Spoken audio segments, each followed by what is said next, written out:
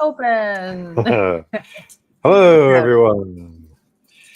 We are back with our Safe for Work show. We are few of us are non-safe for work people, so don't look us up if you're not looking for not safe for work things. But otherwise, this is the Safe for Work stream, the fun gaming thing that we are doing with the man Grim here. And we're glad to be on his channels as well. It's fantastic. We're sharing across the various channels, coming at you from lots of different places. Yeah. So yeah, what do we want to talk about with what we're doing here? And it's this is basically gameplay and design. This is real play, but it's also real design. Maybe that needs to be like a new category. There's real play, there's real design. Extremely early playtesting as part of the design process. Maybe alpha testing. Yeah. Yes. What comes before alpha? yeah, exactly. Development. Right? Pre-alpha.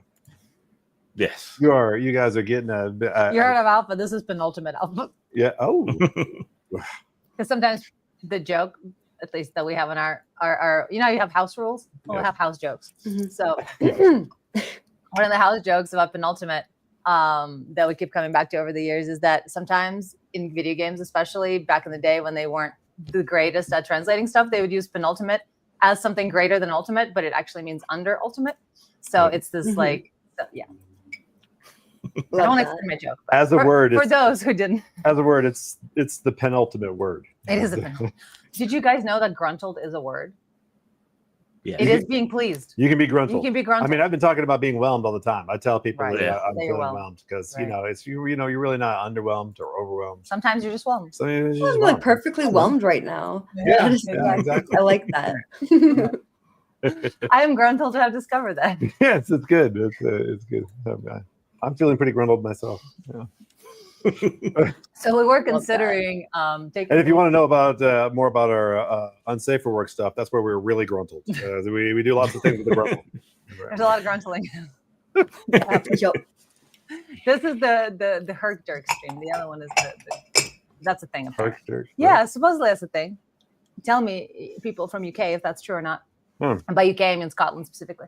Because that's supposedly a Scottish expression. Really? In the morning, it's the time in the morning when you don't get out of bed and you're just kind of herkling and dirkling. And then when you've done herkling your last dirkle, then you can get up and continue about your day. To me. I mean, I love a good herkle dirkle, bro. I'll herkle dirkle for an hour. Absolutely. Dilly dally, a herkle dirkle, and you end up grundled. Yeah.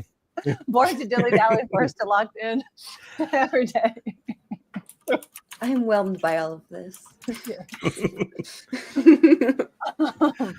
So we did consider taking stock of where we're at with the game and the direction and the pace and all the fun stuff like that, and see if and hopefully some of you guys out there will give us some feedback. I don't know how much feedback that you've gotten on the game itself as of yet, Grim, but if you guys are out there and could, if you've been watching, you've been keeping up with us, been watching the game as it's going. And you have a burning need. And you have a burning need. No, this is really a good time for you to give us some feedback. Because, be a backseat developer. Yes. Please. Save me some work. What is it? Armchair? Yeah. Armchair developer. Yes, exactly. Yeah. So because we're probably going to talk a little bit about that today. Did you have I basically, we saved the discussion. We could have discussed some of this off screen, but we're like, you know what, this is a development stream. Let's do a little bit of the talk online about all of this. So you guys can. One big development we kind of are considering is adding different eras and therefore multiplying our character stock from 1 to 3. So by 3, to have 3 characters for 3 different eras, or at least 2 starting out. And there might be like a fun concept of a through line between your characters that are connected through some way. And it kind of makes me think of Arkham and Cthulhu, if you're all at all familiar with that. Not so much the books, but more like all the other properties like video games and tabletop stuff around Arkham, because it usually has like ancestry things where you like discover journals of someone who's like in your family, or it's got some really interesting ability to carry over either traits or some connection to an event, and in other ways like tie in your characters that are new into an existing story.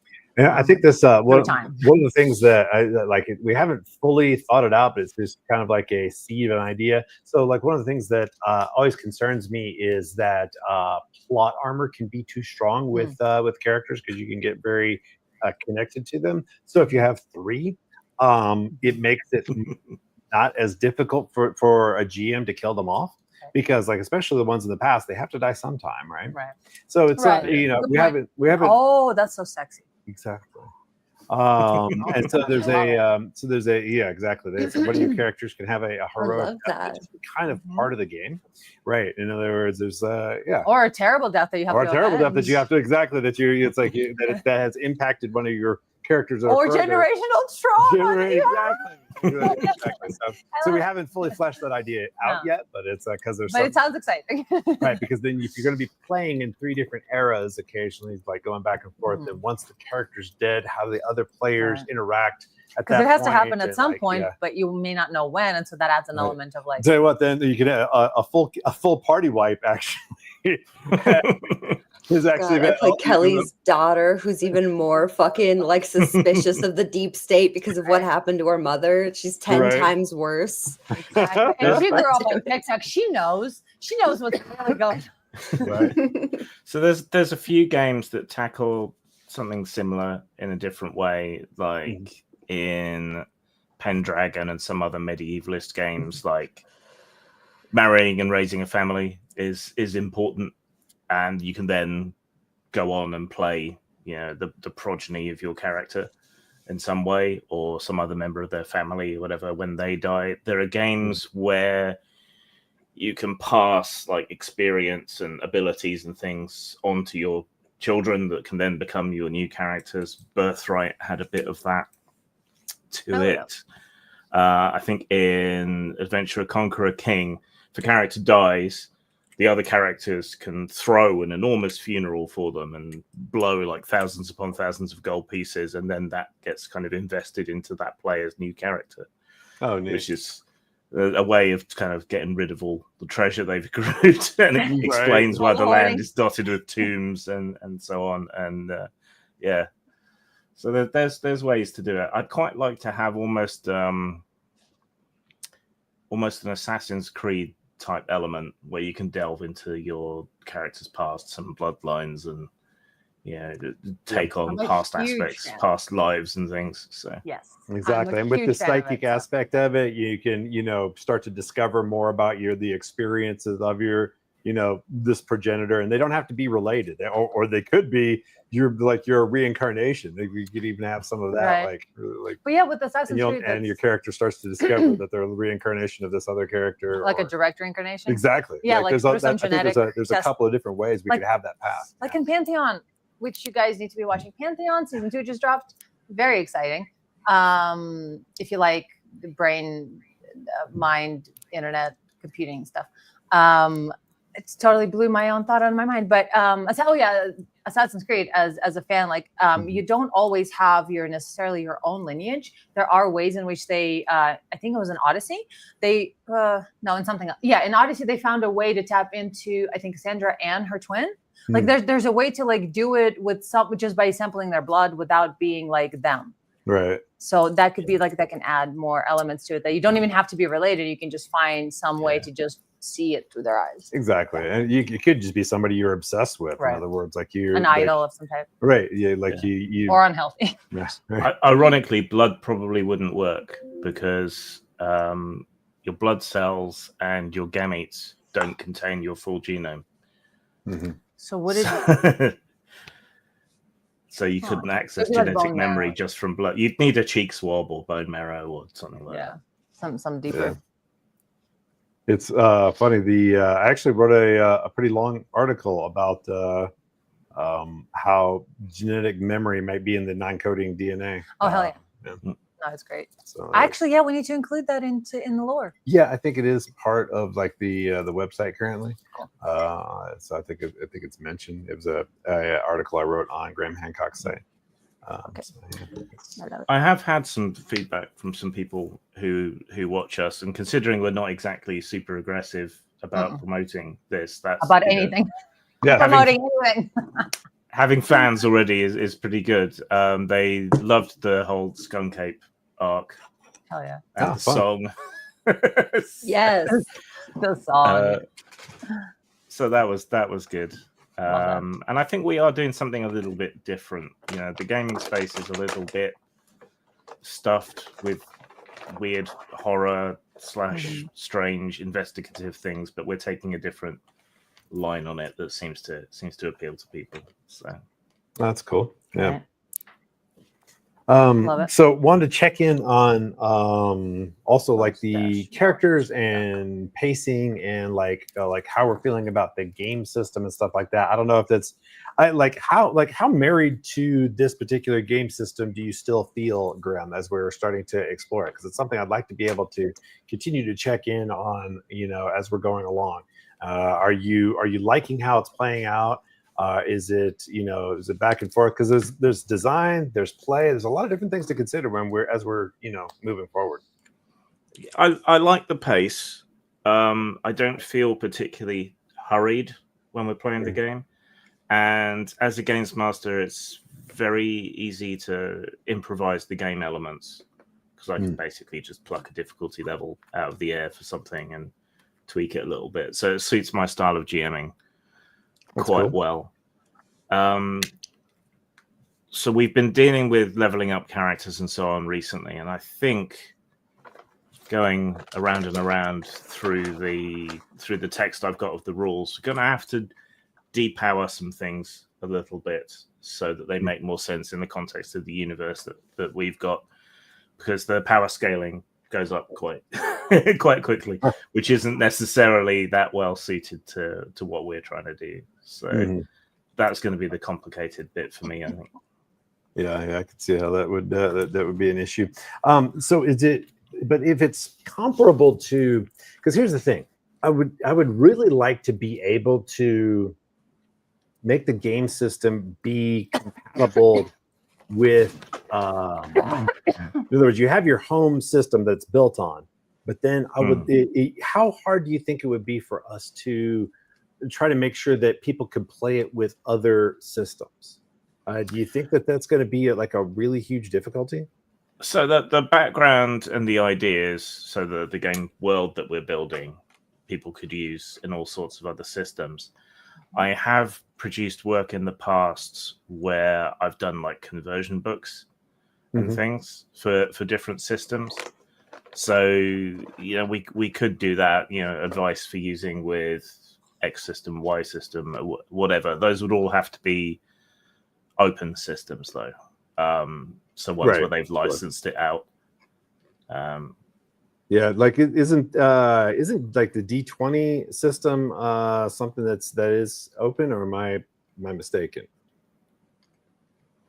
So yeah, the D20 system is and has been since 3rd edition. 4th edition they kind of tried to put back in the box, but that doesn't suit our needs anyway. 5th edition is open. The 2024 edition, we're told, is going to be open, but the system reference documents aren't out yet. We have a fandom wiki for Aetherpunk project. I didn't realize. That's so exciting. Oh, wow. Yeah. Apparently, it's been trying to build it up. Yeah, it's work in progress. I see, but it's aetherpunk.org. So you can find us online to look through the clutter. It's Aetherpunk Project with a K, the project part, and Aetherpunk, I guess. But if you want to go to the site, well, we made it much easier, it looks like, and it's just aetherpunk.org to stay consistent. The site is with it's like it is bare bones, very thrown together, and but there's at least there's a link to the Discord right there, so maybe we can start getting people becoming part of the Discord. So that would be good. Start getting conversations moving and things like that. Cause that's always a lot of fun. Yeah. We're still building up the community around the game, so the Discord and so on is not going to be particularly lively yet. Yeah. Exactly. Speaking of the ArtStation, we need to get back in touch with our Instagram friend the incredible artist.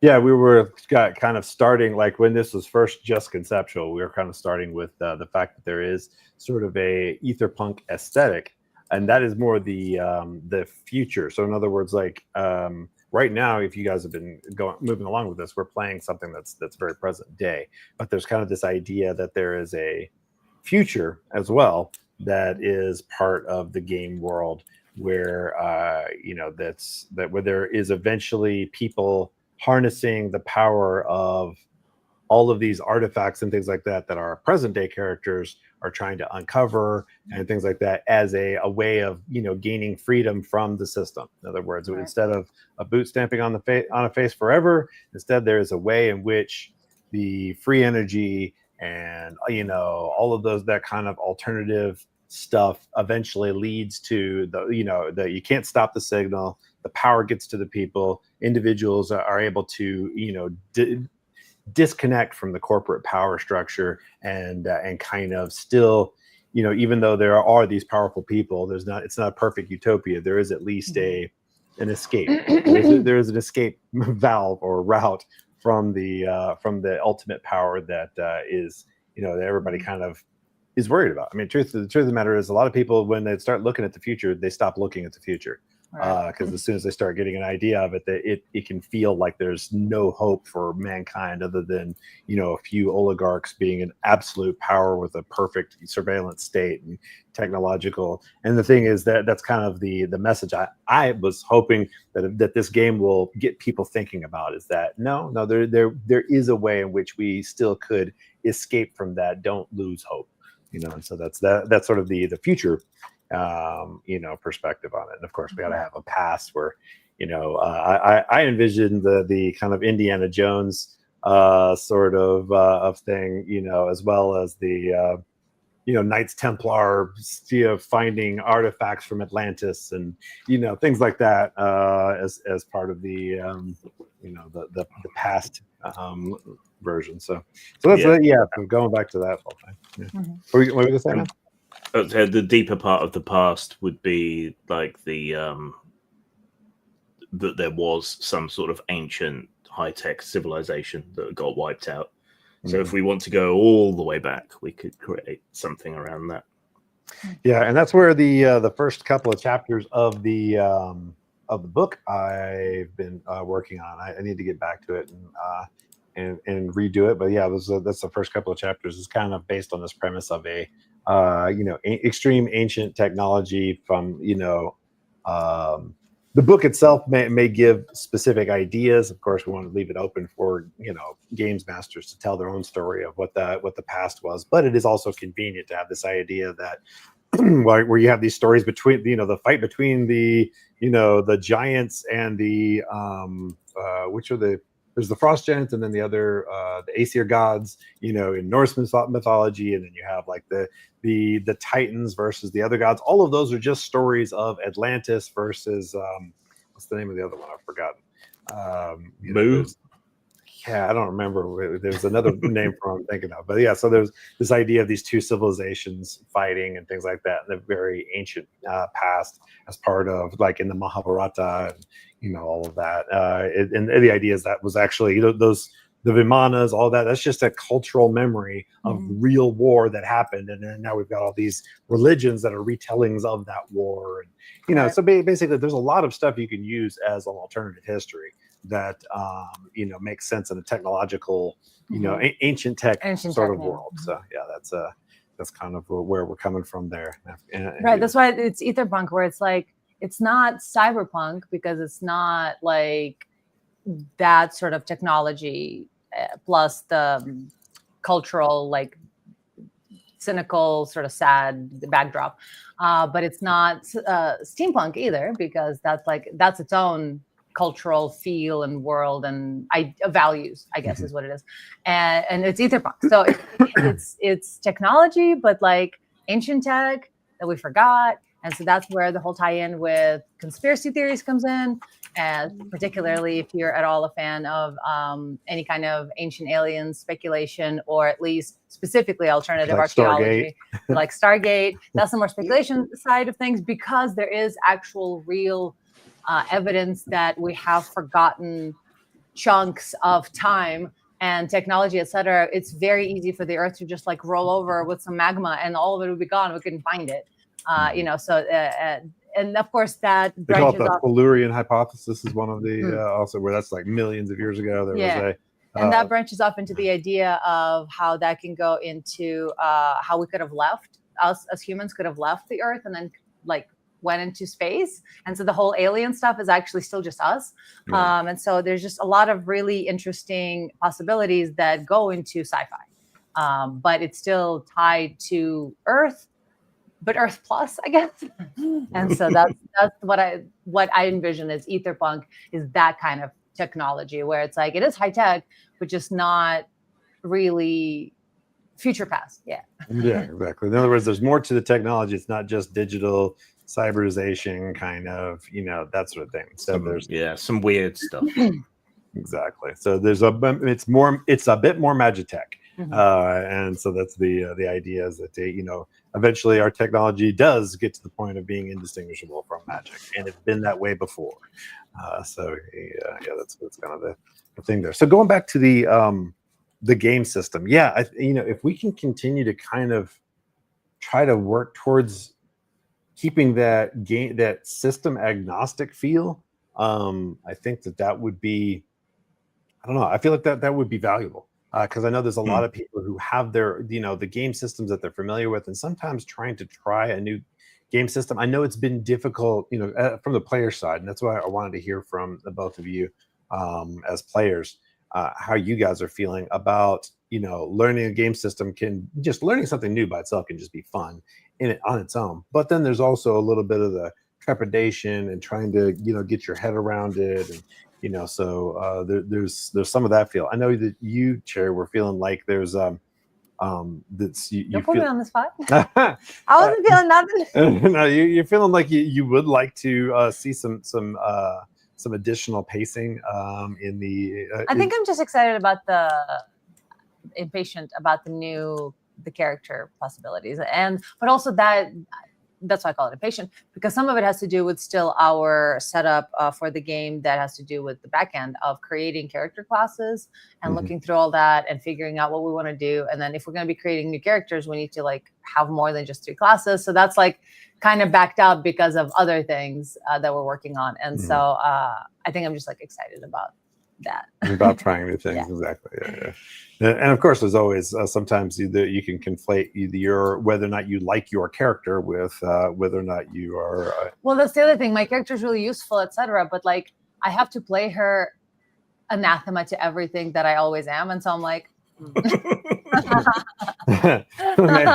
So maybe you're not aligning with your character. Right. I think for me, it's just like, all right, a little bit of antsiness because of that, because I'm like, I don't really. Who am I? What are we doing? But also, I find that fun on the rare occasions I get to play someone completely different to myself.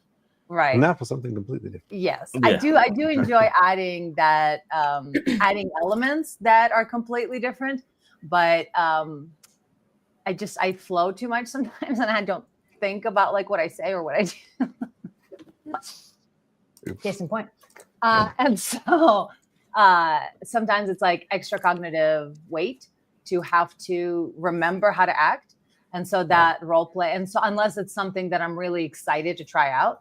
And so part of it is like on me to like add elements to this character that would be exciting and interesting, and not just like settle for something that's like easy to just pull up and do. Yeah. Keep in mind that some of it is you're also feeling the momentum of the game needs to develop still. You're feeling the pull of being entertaining online, so that's one of the things we also have to think about. Well, a lot of times this is you gotta. Okay, I think you called me out. Right. In other words, it has to be fun for you, and you have to be thinking about your experience more than necessarily how entertaining you're being. Well, no, I am thinking about my experience, and it's like sometimes I just don't feel like I can really I don't feel like I have a grasp on the world and my place in it. And so I just kind of end up sitting there like a kid being taken on like along with their parents, which is fine. But like, I'm just kind of like, where's my iPad? I'm bored in the back seat. So that's kind of when I'm finding a disconnect between enjoying it and loving everything we're doing, but also not really feeling a place for this self. Okay, so you're having a hard time applying your character, Grim. Interesting, yeah. And so, what about you? I know that Kelly's a fun overall. Yeah, she is definitely a hoot. Yeah, I do have a lot of fun playing the character. I think my only thing is like every time I pull up my character sheet and I see I got a sick ass crossbow, I'm like. Like I know, like I understand. Listen, like I know this is like the new D&D player thing. Like I want to smash everything all the time, but like I understand the value of the nature of this game, like all the mechanics where we get to use all these other rich and diverse skills to interact with the world around us. But like I want to shoot something, man. I want to shoot stuff more often, just a little bit, just like a little bit more combat situations. I just want to take out a guard or two, man. Just so we can get into somewhere stealthy. Like, duly noted. So maybe what we could do is kind of have an element. So yeah, there is a bit of the piece of the present paradigm that is. But maybe like adding combat scenarios. Maybe the idea. Maybe we need to add to the game that there is a secret war at all times that's really actually happening. Well, I mean, I figured there would be because and it's just hidden from view. Right, because of my character, for instance, being a part of the remote viewing thing. It's like obviously that could be between like CIA or other. It's a CIA that does remote viewing, but in our game, it's like a 3-letter acronym agency, TLA agency. So in that regard, do we have countries fighting against each other, or can we perhaps make it something greater, right? Yeah.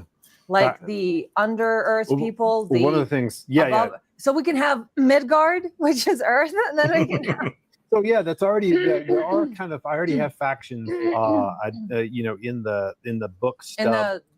The lore. And so there's some of that, and then I can talk with Grim more about how we might have a bit more warring factions, and then let's write a gazetteer. Let's have our first because I love gazetteers, the way the Grim designs them, and the fact that when I first saw that we had our tabletopless game, and this was like a year and a half after starting it and playing it just for fun, as in like, hey, here's an idea. I love D&D. I have sex worker friends. Let me put on a show. And then with Grim joining in, it became like a thing, like a real thing. We're like doing Critical Hole now. Right. It's for reals now. So I lost my train of thought because I got excited about the past. You're so cute. What was I talking about? I'm sorry, I distracted you even worse. You did. No. When we started playing, we could do an introductory gazetteer. Yeah. Thank you so much for reminding me of what we're talking about. We started playing it for real, but it didn't really hit home because I was still just like playing the game and having fun and doing my camping thing, right? Just with a group of people. And then I saw the gazetteer, the first one. And I was like, our internet sex game, whatever web show, is an actual like pen and paper D&D like asset. And that just, I'm so happy about the existence of that. And I forever thank Grim for creating those and that being a thing at all. So doing something like that for Aetherpunk would be really cool. I think simply from what we're talking about right now, from that perspective of outlining the world to help us and our audience to know sort of what the world even is like. So we'll have the factions and so perhaps what is Ether like? So perhaps painting this reality a bit darker. Well, it is pretty dark in reality, but a bit darker, like more conspiratorial. Like in other words, like for instance, you could take, the so like the guy who blew up that Cybertruck. He was a Green Beret who knew about UAPs and like said stuff about UAPs and like so he was just taken out. He was part of the war. In other words, you paint that as part of this secret war where there's always some bullshit cover story. That the media tells to tie in recent events. And like for instance, and then there's the guy who's the the pilot that was. He's not a pilot. He was a what's it called? He was he was an aerospace engineer that worked on low observables at General Atomics, who disappeared in his plane, and they still like haven't, you know. Stop looking at me. Sorry. Okay.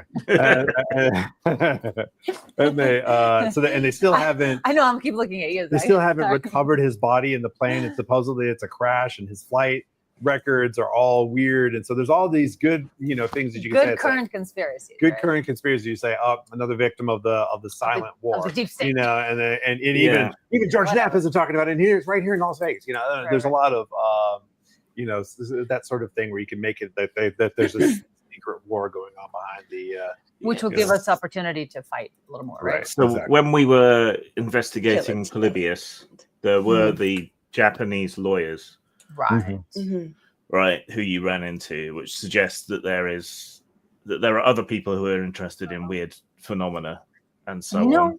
If they're Japanese lawyers, we should just killed them. If we took them out, nobody would know. That's what I'm saying. So lawyers, bro. Right? So there's that, and the people at Aetherpunk were protecting Swamp Ape, but from who? And there were issues around that. Your anonymous sponsor, Lovelace, seems to know stuff that they shouldn't know. So there are hints at stuff. I agree. We need to put some kind of structure to the opposition, but at the same time, I'm kind of wary of over defining it too much, because then I think that would inevitably pull us in an Assassin's Creed sort of direction, and I don't want to ape them so much. How do you mean? I don't. Between the the factions of between the assassins and the Templars. So I would like more of a kind of soup of factions, intelligence agencies, corporations, rich oligarchs. I can picture some really wealthy billionaire or something having a vault of artifacts, like in the Doctor Who episode Dalek. With all this weird stuff. Yeah. I'm familiar, actually. It's been a while. But that makes sense. That way, there's it's a kind of a game that the billionaires are playing is also, or whoever. The whole Chinese chess idea of like having many factions. There's a couple. So it's like a 3D sphere rather than any kind of like back and forth basic thing. Yeah, being too monolithic with just there's the good guys and the bad guys. There's the government and then it's like no. I think it's like a lot of people with very questionable and mixed ideas and things that they're doing, is much better. There's a lot more complexity available there, and I think that adds a tremendous amount of realism because that like all the billionaires are all working together for one unified goal. No. Please, it's like that. Maybe self-preservation. Exactly. Yeah, they're just they're playing nice with each other because they don't want to have an all-out war with another entity. So and then there'll be other groups like your group, investigating stuff, finding stuff out, and trying not to get squashed by the various groups that are at war. Yeah, so there'll probably be ad hoc networks of cells going on.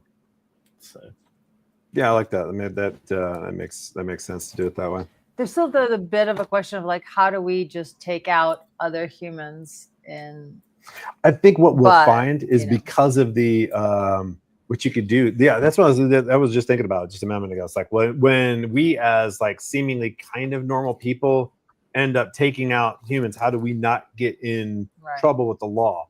And I think that if you play it as that there are all of these various agencies and various powerful groups that are all trying to keep this thing hidden, that the one thing that they cooperate on is always secrecy, covering up everything that fucking happens. If one of them doesn't cover it up, another one will. and they're So all it's kind of like a masquerade. right. In other words, they're Yeah. all trying to cover it up because that is the one thing that they can agree on, that they So we want. can use that as cover for ourselves to. Or then we end up finding out it's like we just totally murdered this person, and now there's this story that completely covers it up that has nothing to do with it. I Did love Lovelace that. do that? Who the fuck did this? Oh, okay, Accidentally, brutally cut his head off while shaving. Yeah. excellent. Right. I was a little worried that so I have a personal Discord for us for Ear Needs, our production, and then I also have Tabletop List, which is another thing. Don't look any of it up; it's all not safe for work. But we also have Aetherpunk Project Discord, which I've been neglecting because I have 2 other Discords. So I was a little worried that we were not responding in a Discord, but however, it turned out it was the wrong Discord. Yeah, it's kind of but a also brand we're new. not responding. It's our bad too. Yeah, it's a brand We're new both at Discord. fault. We're We're not both at paying a lot of attention to it. Yeah, we're yes, exactly. Please go in there and then tell us, hey guys, I'm in the Discord. Right. And when you go to aetherpunk.org, there is a link to Discord. That's probably the fastest, easiest way for y'all to get to it. Unless there are links on whatever page you're watching us on. But if you open up a new tab, if you're not on mobile, you can just aetherpunk.org, or remember that for later. We are an organization of individuals. And this is Aetherpunk. So. We are a herd of cats. Yes. That, and I couldn't buy etherpunk.com because some other asshole has. But also our other website is .org too, though. So I like the places. Yeah, it's true. And I asked them nicely. They left me on red. Yes. I initially thought it was going to be. And they're not using it. It's like. I thought it was going to be etherproject.com. That's what I looked at. Yeah. Yeah. Well, we can probably do that too. Whatever. But yeah, exactly. We are defining Aetherpunk. Thank you very much. Yes, that's actually part of what we're hoping that a lot of people will join us in doing, is sort of defining this as like a new genre, and participating in the genre definition.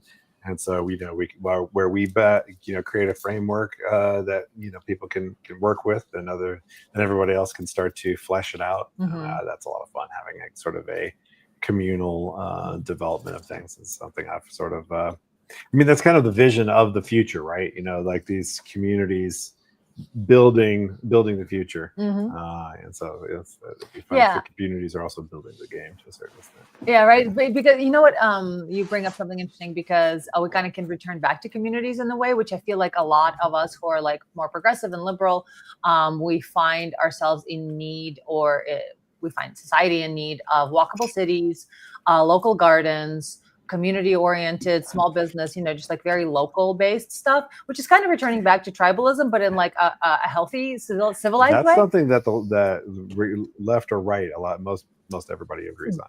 Right, and the interesting tie into that, of course, right, and on the more conservative side, which I'm not saying Republican, saying conservative is very different. On the more conservative side of things, people like, small towns where everyone knows your name, that sort of church community where, you have local communities, social, smaller businesses. Yeah. And you have a social bond where like your local car salesman's not going to sell you a lemon because you know where he lives, and you see each other on Sunday, etc. So this, like, we understand the need to return to tribalism, but like in a healthy, civilized, interconnected way.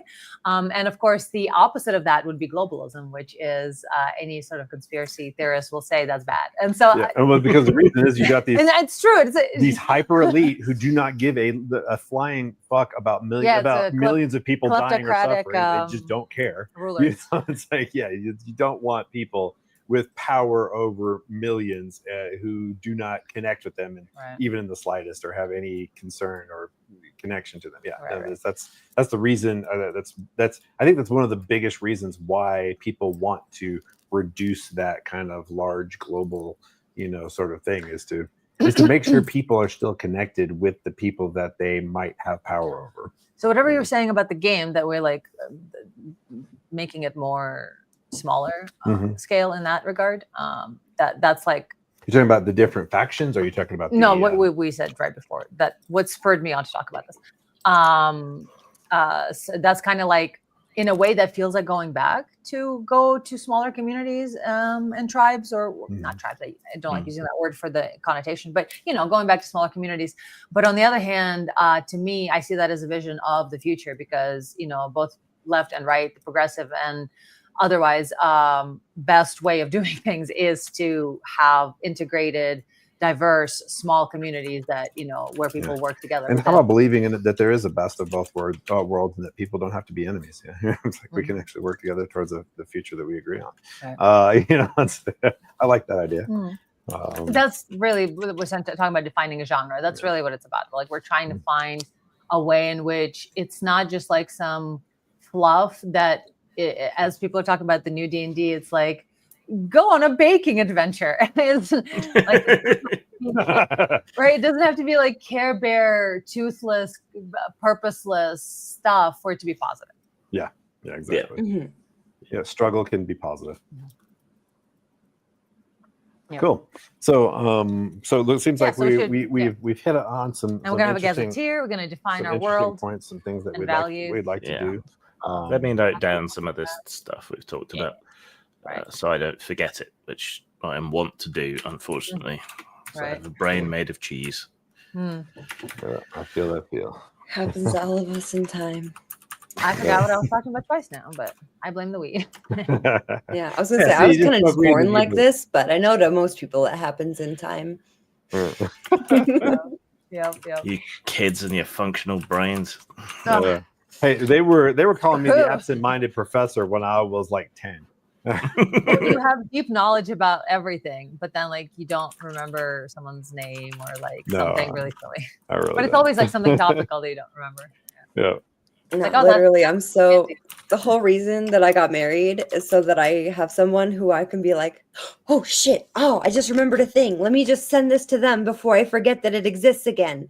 Okay, cool. And then later that night, they're like, hey, you texted me about this. And I'm like, yes, God, yes, let's take action. Call that an external memory storage.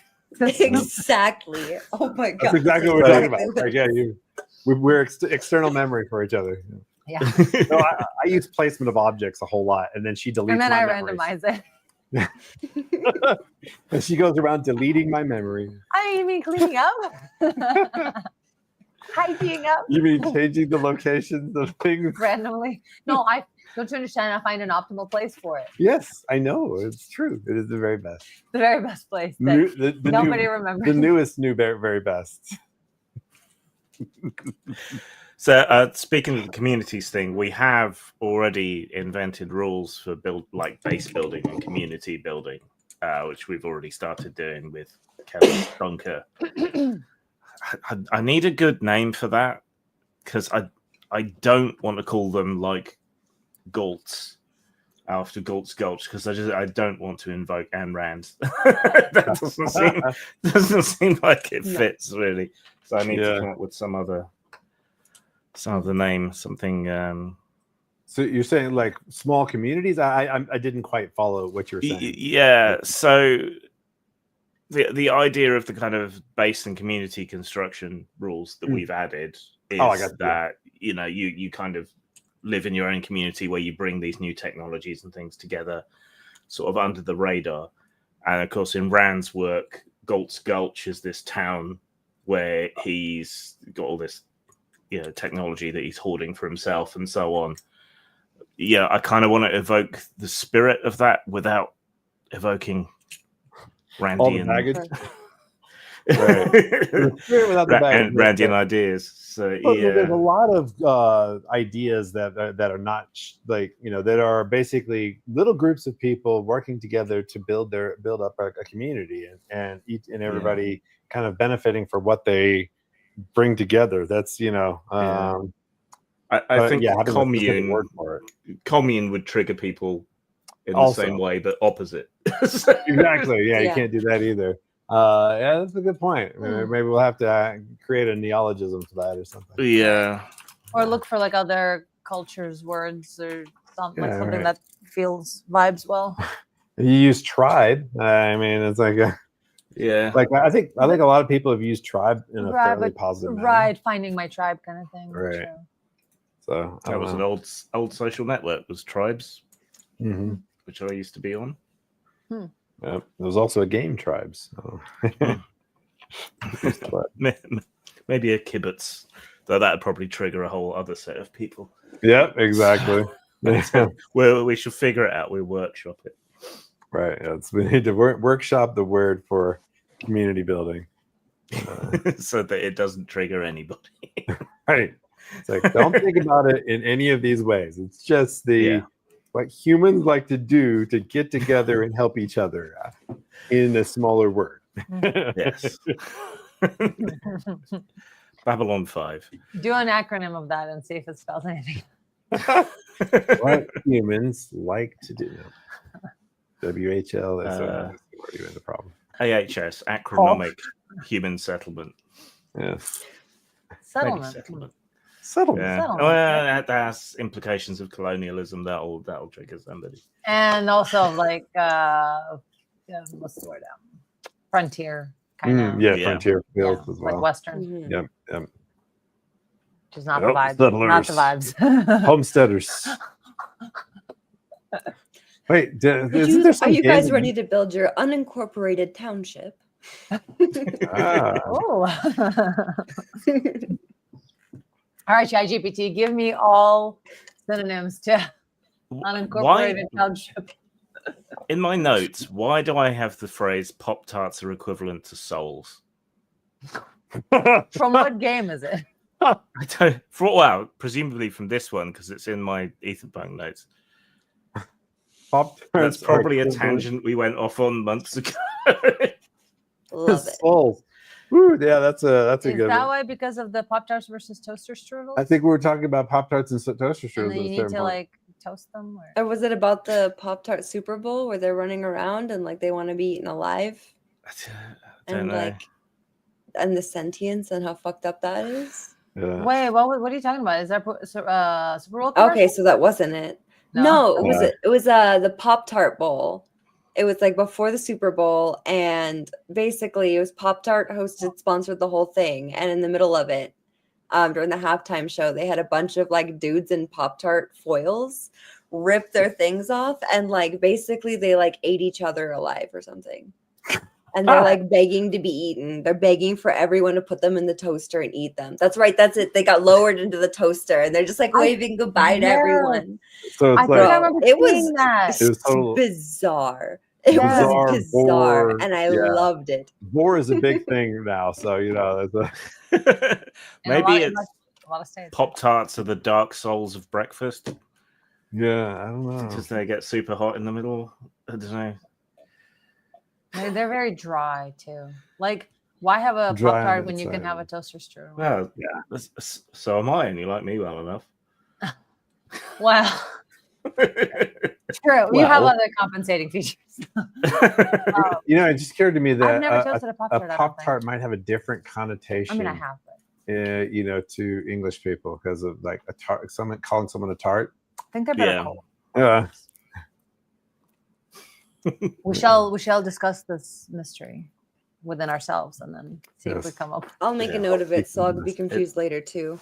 Yeah. Everyone, that's your homework for this week. Send it to your wife. Pop-Tart equals souls ? The other thing is, if you spoonerize Pop-Tarts, it's top parts. Yeah, yes. I do tend to spoonerize things accidentally, actually. Well, is the spoonerism always a dyslexic thing, or is it? Yes, I think it is kind of. Because rhyming, is spoonerism versus rhyming slang, that's different. No, it's spoonerism is doing, Like I do it just because my brain works faster than my mouth can, and I'm already moving on to the next thing, and my mouth isn't paying attention to what I'm currently saying, and it all just kind of mismatches together, and I get a bunch of spoonerisms. Yeah, I think there's also. But I do have dyscalculia numbers. I got to read them 2 or 3 at a time, or it's not going to work. Interesting. Well, there might be a mild form. In other words, like everything's a kind of a spectrum. We all have a little bit of everything that is a disability. I have that for spelling. That's because it's actually an ability, so long as it's balanced. Right. It only becomes a disability when it's like really extreme. When you like spell things out for me, like letter by letter, I'm like my grandmother was fully dyslexic. Like wrote backwards and shit. So when you say that, what do you? as in like wrote completely I backwards. don't understand what that means. Like in other words, like the words when writing are literally in reverse. So Yeah, like mirror like writing. Kelly would Wow. be written Yeah. Walek. Yeah, like Is that what you mean? yeah. Oh yeah. Well, it'd be yellow. Y-E-L. Like Yeah. she would. Oh, Y-E-L. Okay. Yeah, sure, like she would literally write Right. it Uh-huh. backside front. Yes, That's exactly. madness. I love it. Yeah. Well, I'm pretty sure it was what was it? Oh, crap. Da Vinci. I think he wrote completely in reverse also. Oh my god! Literally just got that comment at the same time as you were saying it. Yeah. I can see him doing that. Yep. Spoonerisms got their name from the Reverend Spooner, who lived into the early to mid 20th century, and it was apparently something that happened to him a lot, and that's where the name comes from. I just find them amusing. What a thing to be immortalized for. Right? That's That the boy party just preacher. can't talk right. Let's make fun of him for the rest of history. For the rest, of time. For the rest of language. He's going to be known as that. Yes. Oh yeah, so we're doing the creepy thing right now. So I'm trying to like look through what we're doing in the game to like see if maybe Pop-Tarts came up. Shall we move on to the game? Do a recap if anyone remembers what was happening, and then let's do that. play some. Kelly? Kelly? I'm reviewing my notes. Designated note taker. Yes, I got some notes too. Last I had written down is that we are investigating the UFO mystery in Providence, Rhode Island. There are the Bernard couple that are missing, that have been annoying the cops. And then there's also this retreat thing. They've been annoying the cops with the whole like, oh, someone's peeking in our third floor window. And there's also a retreat of one Dr. Vincent. That's all like Firefest. The couple went to a year ago. Yes. Science hippies. Well, not science hippies, but for like woo-woo hippies. Not hippies, but like people who want to woo-woo self-help. There we go. Retreat. Yes. And there's something about a Silver Ford F series. Yeah. New Age Healing Center. Yes. The couple drove the F series truck. Which also went missing, and we were hoping to see the truck upon arrival, and we didn't. Gotcha. And so now we're at the retreat 1 year later, kind of like inquiring about them. We ran into Haley. She runs the retreat at the. Sorry, we found Haley. She runs a New Age Healing Center retreat out there. Oh shit! All right. You're on, girl. What is it? We managed to worm our way in there. We ended up in the same rooms as they were staying in. They had a bunch of rooms available. A lot of people did not show up to this year's retreat. Haley was expecting a lot of people, and I believe only one other couple showed up. Yeah. Haley's got a daughter, Maddie. Little thing to run around, real skittish, you know, the type. No other kids there, but the other couple that showed up was Jose and Delilah. Let's see, what did Jose say? Right. Jose said critters abducted him and planted something in his tooth. And he saw. Oh, that's right. There's a lot of contention over what these guys look like and the different kinds of aliens out there. And he said he was abducted by Nordic aliens, 6'5" Aryan type fellas. You know the look. What is it? But I believe the Bernard couple that went missing were reporting little gray men. I could be mistaken on that. But yeah, so we wander about the property. We don't see too much. Oh wait, no, we did find something. What was it? Trail through the forest. Yeah, we found a big old sludge patch. Ferns disintegrated and turned into sticky sludge when touched. An ovular depression in the ground. Suspicious. Right. And upon investigating around the cabin, we found a drawing of an alien, presumably by Maddie. What is it? J-Rod went out and flirted with Haley. They got the little mood going. And while she was distracted, me and Ollie went and had a little chit-chat with Maddie. Real sweet girl. Absolutely charming. It turns out she was just drawing things from her memory, or not from memory, but from imagination. She didn't see no aliens. We really felt something there, but But at one point, Ollie reached out with her premonition skill, kind of connected with her mind, and apparently most people don't really notice when that's happening, but in that moment, Maddie locked eyes with Ollie and ran over and gave her a big hug. So Ollie deducted that she sensed a sense of deep loneliness in her. And that connection just immediately clicked them together. But there's also a sense of psychic sensitivity, perhaps. So these drawings from imagination might have a little bit more to them than we're seeing on the surface. And what else? Oh, yes. And to get into the retreat, I made the mistake of saying that I had been abducted and I was looking to do some soul searching, recover some memories. Then they went and put me on the spot with this whole regression memory thing. And oh boy, howdy, that was intense. I faked it to high hell. I think they bought every minute of it. They were eating it up. I was having a whole moment. My head was like, and then no, but at the end though, did something especially strange happen at the end? I don't think I got notes on that. I don't remember what happened past there. At the meeting, I was making it feel good. At the memory reading thing, right? Right. I don't remember. So Maddie, that's funny because we've been watching Pantheon. Maddie's in Pantheon. Yeah, right? Her full name is Madison, I think. But, yeah. Interesting. Never ignore synchronicity. Yeah. Oh, we're balls deep in synchronicity usually. My God, sometimes there's just so many of them. You're like, okay, I get it. Jesus, enough. Give it a rest, universe. I heard you the first 3 times. My God. We keep that a little on the DL there, Quest Ion. There's still a meeting of worlds that you're aware of that nobody else is. Oh, I see now. Yep.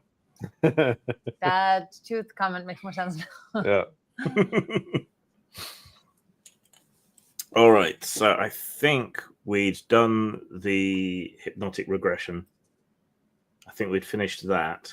I think that's roughly where we were. What did Kelly was she actually hypnotized, or did she have to fake all of that? What was the deal with that? Oh, I feel like I faked every minute of it. But I feel like I remember something strange happening at the end that I wasn't aware of, that I was not in control of, but I might be making that up. I have a tendency to do that. I think you had some brief flashbacks to when you absorbed that metal stuff. Oh, all right. That would make sense. If not, that would make the most sense. So we'll go with that. Let's do it. A brief.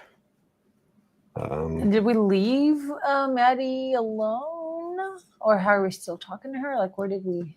Yeah, I'm not sure where we left off. She was, we left her, and then everyone gathered around for my regression therapy. Yeah. All right. So yeah, the therapy comes to its natural end, and she brings you out of your hypnosis and holds your arm and says, are you okay? Do you need a moment? Oh, yeah. Oh, I really took it out of me. I think I need some water, maybe a blanket. Do you got one of the heavy blankets? I need yes, we have weighted blankets. She fetches some vaguely tribal-looking blanket with all kinds of tassels hanging off it, with a weighted layer underneath, and wraps it around you. Offers you a bottle of still water and another bottle of fizzy water. Thank you. Does anyone else have anything they want to explore? Jose, buddy, you're up. He says, "I've been through this, several times before. We haven't really turned up anything else. Now, my regular therapist says I'm just manifesting some sort of fear of white people or something. I'm not sure. I mean, I wouldn't blame you, but I feel like it's a little dismissive. It is a little, they won't take this kind of stuff seriously, which is why I have to come here. So I'm the only one brave enough to step up tonight, huh? Embarrassing. Yeah, I think we wouldn't want to pollute this great experience, because we kind of just want to share it with you, and so I think that's where I'm at. This has been something I want to process. So. Olivia, I sense you're carrying a great deal of weight with you. Would you like to undergo some regression? Oh, absolutely not. Really? It can be very helpful. Yes, I am quite familiar with its efficacy all throughout my childhood. It was used for quite a lot of ailments, indeed. Well, as you prefer. Well, I think everyone should retreat and meditate on the goings on of today. Apparently, there's going to be meteor showers tonight, which should be visible if we get a clear sky. So you might want to go for a night walk. I'm just going to check my messages, because we were supposed to have someone else turn up. So I'll just see if there's any word on what happened to them.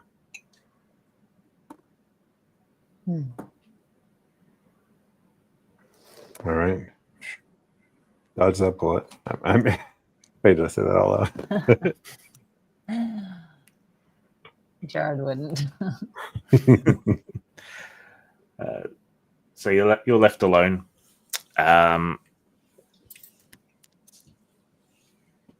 Jose and Delilah continue to sit at the table, sipping their tea, and just kind of spilling their stories to you.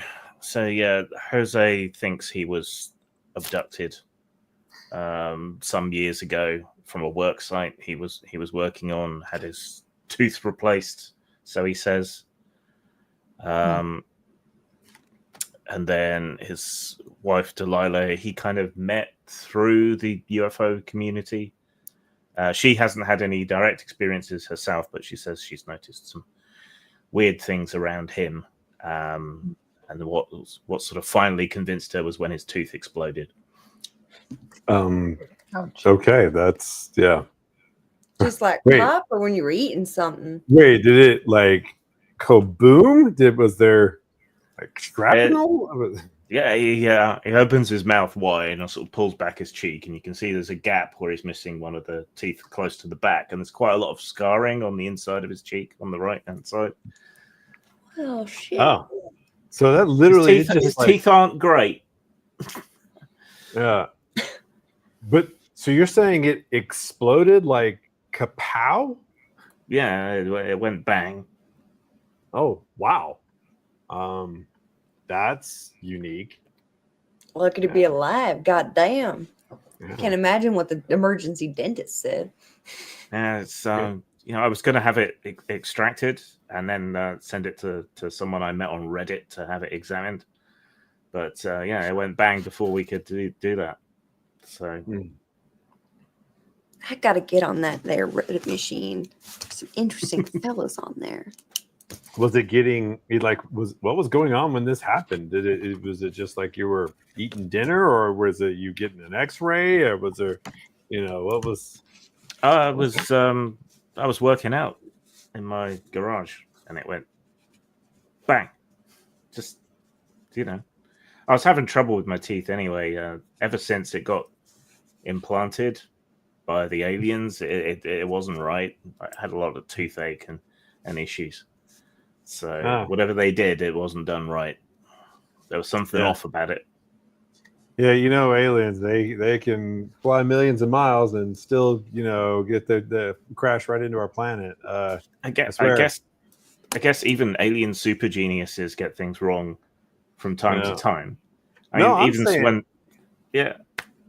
that hey, we notice how dumb all of us are with the more technology we get, the dumber everyone is. Imagine it's if reassuring in a that trend sense. keeps going. The aliens are probably, not particularly bright if they've got the best technology out there. Maybe they're having the same problem that we are. Yeah, I mean, I stopped by to get my egg McMuffin for breakfast, and it's quite often the same person working there. They must have made them thousands of times, and yet sometimes they get my order wrong. Yeah, how does that happen? Yeah, Right. Everything's just like random, man. Yeah, I feel it. Quantum indeterminacy. Just sometimes shit goes sideways.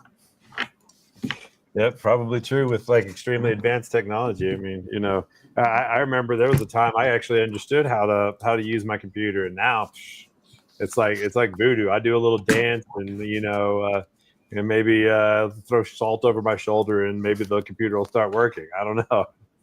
I don't understand them big touch screen phones, honestly. I was sticking to my 9 key and it serves me well. I don't even know none of that. I'm still running XP, boy. Yeah, they never made another operating system like Windows 2000, man. That was it. Was it 2099? It was 2000. 3.1. That's the good stuff. XP users actually still account for about 0.5% of all Microsoft software in use. Wow. Yep. It's kind of amazing, honestly. If it ain't broke, don't fix it. Yeah.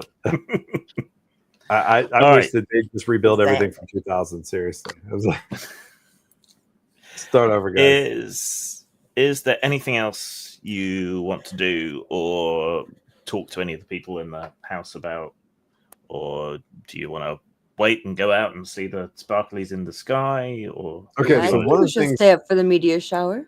Yeah. We did find the weird patch of goo, right? So in other words, going back to like memories of what recently happened for our characters, there's the weird goo patch where it looks like that, like it got just footprints aged. in the mud, is it not? No, there was a whole a circle like it had been, and it was like stuff had decayed or something, I think. Yeah, it was like a big egg had left a depression in the ground. And all of the ferns and stuff around it had kind of broken down at the cellular level into sort of goo. Right. So, the either it was like massive radiation or, who knows, something weird happened. It seems like, this is like perhaps a real, and maybe that's the reason why the little girl is, that's why Maddie is having some sort of, maybe she's really actually connected to something, and like while her mother may be just needing to make some money and just ended up in the in this world that maybe kind of there's a colliding. It brought her closer to the phenomena, and so her little girl is actually really connected or something. But I don't know about the couple that we're looking for. I don't that where fucking search me, man. Right. Yeah, I have no idea. Kelly, you got any hunches? I mean, not really at this point. I feel like we got a lot more poking around to do, maybe explore a little bit more. I believe Maddie told us about some special spot on the trail she likes to go to. We wanted to check out as well. Well, see, what I'm thinking too is that Lovelace didn't really say what we're supposed to be doing here or why. It was just kind of a breadcrumb trail, And so maybe we're not really here to find a couple as much more as to like get abreast of the situation, the greater situation that is happening. So maybe we should just keep investigating everything and not really just pursue other leads for a minute and then see what comes up about this couple, because we're not cops, So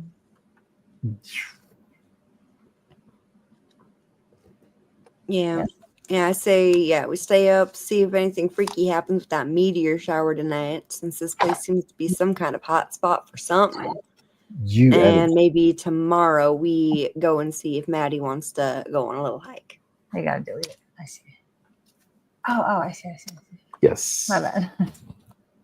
Please be careful. My bad. Everything all right? Yeah. Yep. It's Just like- a massive accident. I mean, it's probably fine. It's probably fine. Yeah, I thought it Just was breaking isolated, but that's Yeah, all right. it needs to be. It should be Yeah, isolated somehow. It is. Yeah, there, and it's live there also. Because I mean, it's all safe for work, so Doesn't matter. right. I just I Yep. didn't realize that was not supposed to cross over. Yep. There My we bad. go. Okay. I crossed the streams. Yep. But it should be Literally. okay because you can just go in and delete it from both sources. Right. So it should be fine. Yeah, it's fine. It'll be fine. It's fine. All right. It's all good. It's fine. Yes. Okay. Sorry. Oopsie daisies. Yep. Okay then. See, that's what happens when you don't stream Aetherpunk for a little bit because I think I've done that once, maybe, or maybe I've never done that before. No. Yeah, so that's what happens when That was new. when I have no idea what I'm doing.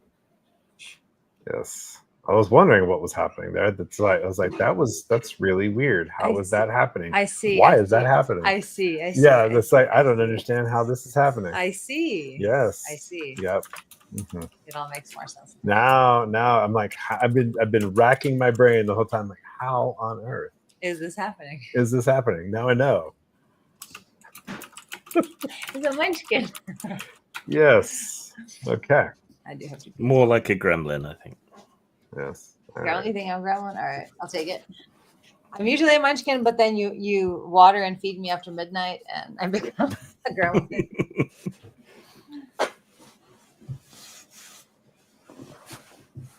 All right. Going to check that real quick and make some repairs. Normal service will be resumed as soon as possible. Yes. Sorry, there's just a issue that we have to repair real quick. It's all right. Gives me a moment to look something up. Yes.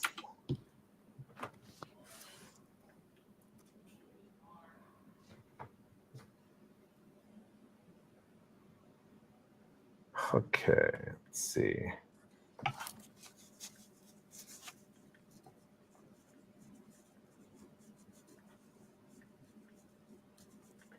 Let me check this. Yeah.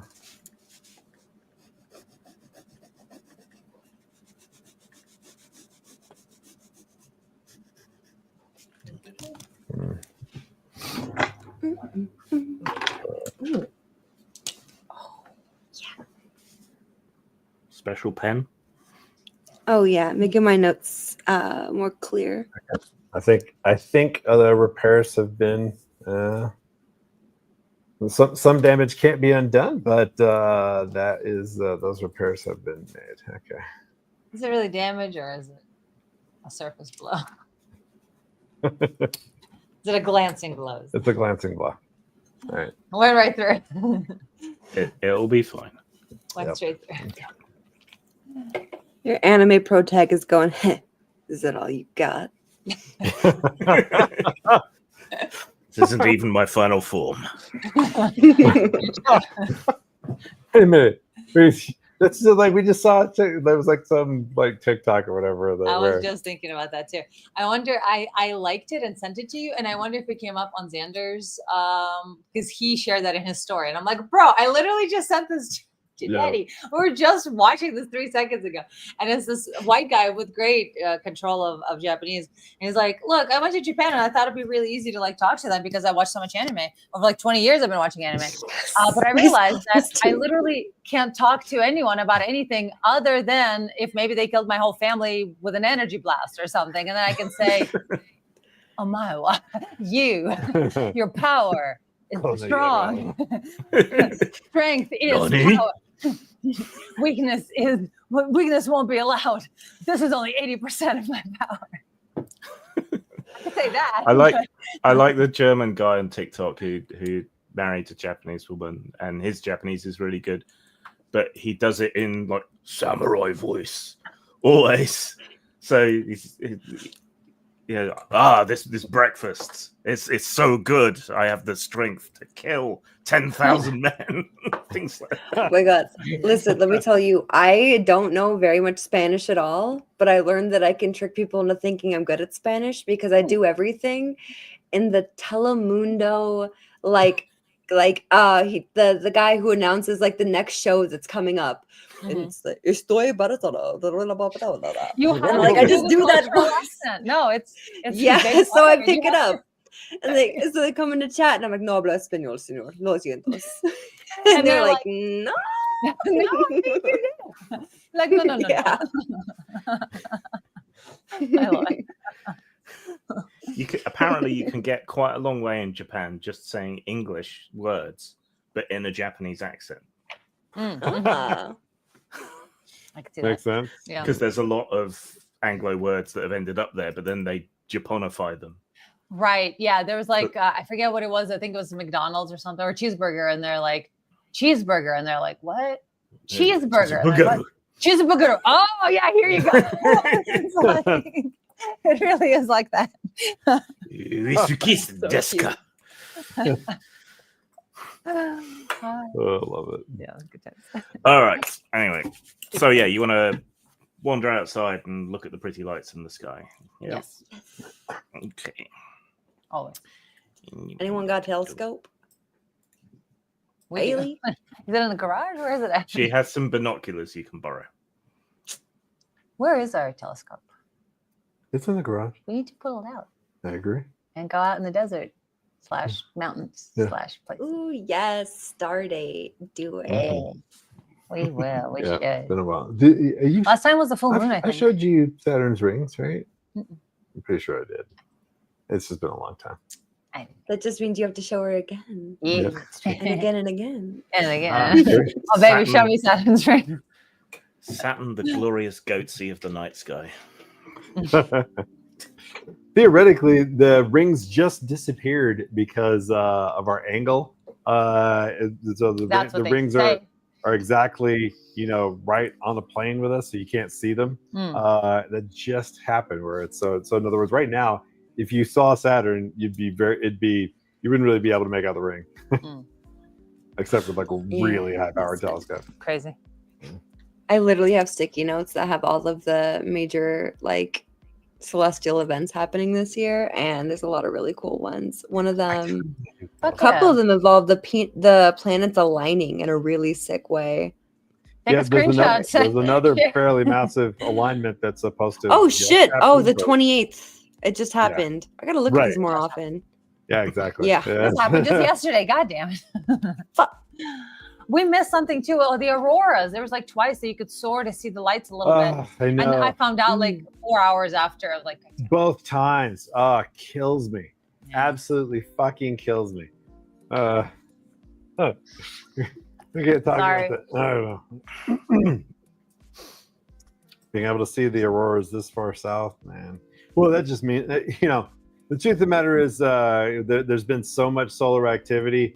We might still get more of that over the coming year, along with losing all the satellites and technology all at once. What about the comet coming? Because of a Carrington class event from the solar storms.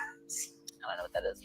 I'd say okay. So there was this event where basically a coronal mass ejection that hit the Earth caused like all the telegraph wires and stuff to melt because of the amount of electromagnetic flux that went through them, heated them up, and so basically, if a big CME hits the Earth again, it'll destroy all the satellites, blow out all the power grids, and basically plunge us into a mini dark age for a very short period of time. That's long enough for civilization to utterly collapse and is extremely likely to occur because it happens all the time. Yeah. Cool. Yeah. Like that. That's cool. And we have absolutely zero preparedness for it. And by the way, we've been really, really destroying FEMA. So we've been making sure that our underpreparedness reaches new heights. for this coming year. Everything's going to be fine. Yes, it is. That's true. I agree. Yes. In 2025, solar activity is expected to be high with a peak in July and increased likelihood of solar flares and auroras. Yeah, we're in a solar maximum. Solar still. maximum is expected in July 2025 with a peak of 115 sunspots. It'll be fine. There'll be a massive coronal mass ejection, and there'll be problems, but it'll knock that meteorite off course, so it won't hit us. Exactly. And it'll mess That'll be with all the hot. electromagnetism so much that all the birds with bird flu will just fly out into the ocean and die, and we'll all be fine. Yes. And Yeah, we exactly. will not have another Spanish death. Right, and It's the what it feels like. the magnetic anomaly that's starting to split in the middle of the ocean right now. As the Is that a pole pole is shift? there's both things Are they happening finally simultaneously. Well, the poles have been racing, and they are Right. supposed to flip at some point. And so when Okay. that coronal mass ejection hits, it's not going to cause a sudden flip of the poles that'll open up giant. I mean, it will, but it'll be fine. the sun, the rays that will come in through the giant, missing protective layer will actually be. It'll cause evolution to advance, and we'll actually get superpowers. Yes. It'll be fine. It'll be fine. Don't worry. Everything will be fine. It'll So yeah, Everything you will have be that. good and Yeah. fine. You have that lovely uplifting conversation while you sit outside and look up at the sky. We'll look at the Uh, Jared's like, No. corona is the you know we're ejection. fucked, right? Well, we're cooked, right? so here's the thing. That's why there's all this alien activity recently. because they're trying to save it. Well, they know this shit's about to happen. They're like, okay, well, let's see. Here's the thing: are they just voyeurs, or do they actually participate? Is the We'll find question. out. The moon is the broadcasting station, by the way. That's why it's really it's really big and metal, and people have been like, oh, aliens live in it. No, it's just that's our satellite broadcast to the rest of the galaxy who's watching. So wasn't it Armstrong or one of the Aldrin or them said that the moon rang like a bell for a week? No, What that's is just NASA said that NASA because they said crashed a thing. NASA it wasn't for a crashed week; it was for many for hours. Yes. NASA crashed a thing into the moon and on record said it rang like a bell for hours. I'm sorry, what? Yep. No, the first The moon time did what? they first did it, and it happened with just landing on it, and they're like, "That's weird. Let's test this out." Then they crashed something into it, and then that's really, really, really, really fucking weird, and we have no answer. Right. So aliens don't live in the moon. Hollow moon theory. Flat Exactly. moon theory is where it really gets going. That's true. That's true. NASA reported that the moon rang like a bell, quote unquote, after the Apollo 12 lunar module crashed into the moon in 1969. Nice. The phrase was used to describe the moon's vibrations during shallow moonquakes. Mhm. Seismometer lasted longer than those on Earth because of the texture, reverberated, and it sounded like a bell. Yep. But they're saying it's because it's a stone, and that's why it sounded like a bell, because stones sound like bells when they're hollow. It's just the dinner bell sounding for Azathoth. Nothing to worry about. It'll be fine. Okay, so for almost an hour is what Wikipedia is saying. For nearly an By hour. the way, if the whole with the Aetherpunk thing, so we have like a lot of this backstory and stuff, and the ether, it's like the giant computational, substrate out there. So space is this big giant compute. You can actually have that as the great old ones, moving past each other and spinning up galaxies, because that's what the ether is these giant entities. So you can have the Cthulhu horror part of it if you want to. If you really want that way. If you really want, go for it. We're not. Nobody's stopping. All right. Can you all make difficulty 3 intellect observation type skill rolls, please? Roll to notice stuff. Now I just got to remember how to do that. Okay. Roll to notice stuff. Okay. And we do that with intellect? Yes. Well, intellect just is the got the pool you'll little- be drawing from. Okay. Do you have a skill that lets you notice stuff? I have negative skill to let me see. My skill has a negative on it. And then what would that be? That would be So what's the difficulty? skills. 3. Difficulty is 3. 3. Thank you. All right, social interaction. I don't think I have. No, anything I'm not going to other spend than- any effort because I'm distracted. Let's see.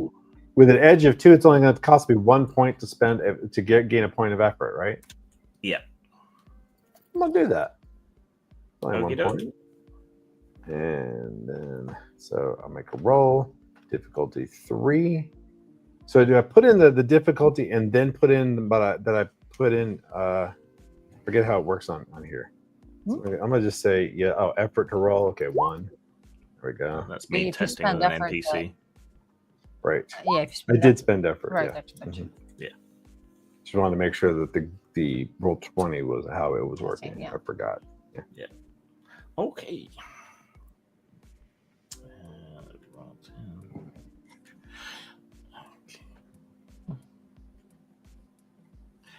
All right. So, as the night wears on and you watch the night sky above and have your disturbing conversations about various things, both Kelly and Jarrod notice lights that aren't meteorites burning up in the atmosphere.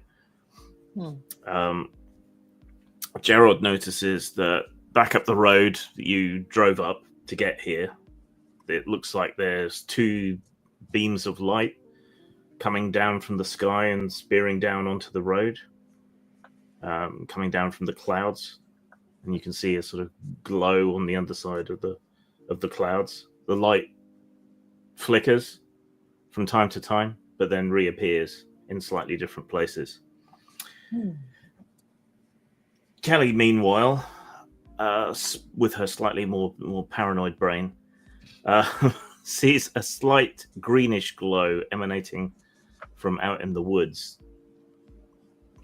along the trail that you walked before, somewhere down there. It's a bit hard to pin down exactly where because of all the tree cover and the green gleaming off everything. But somewhere out there is a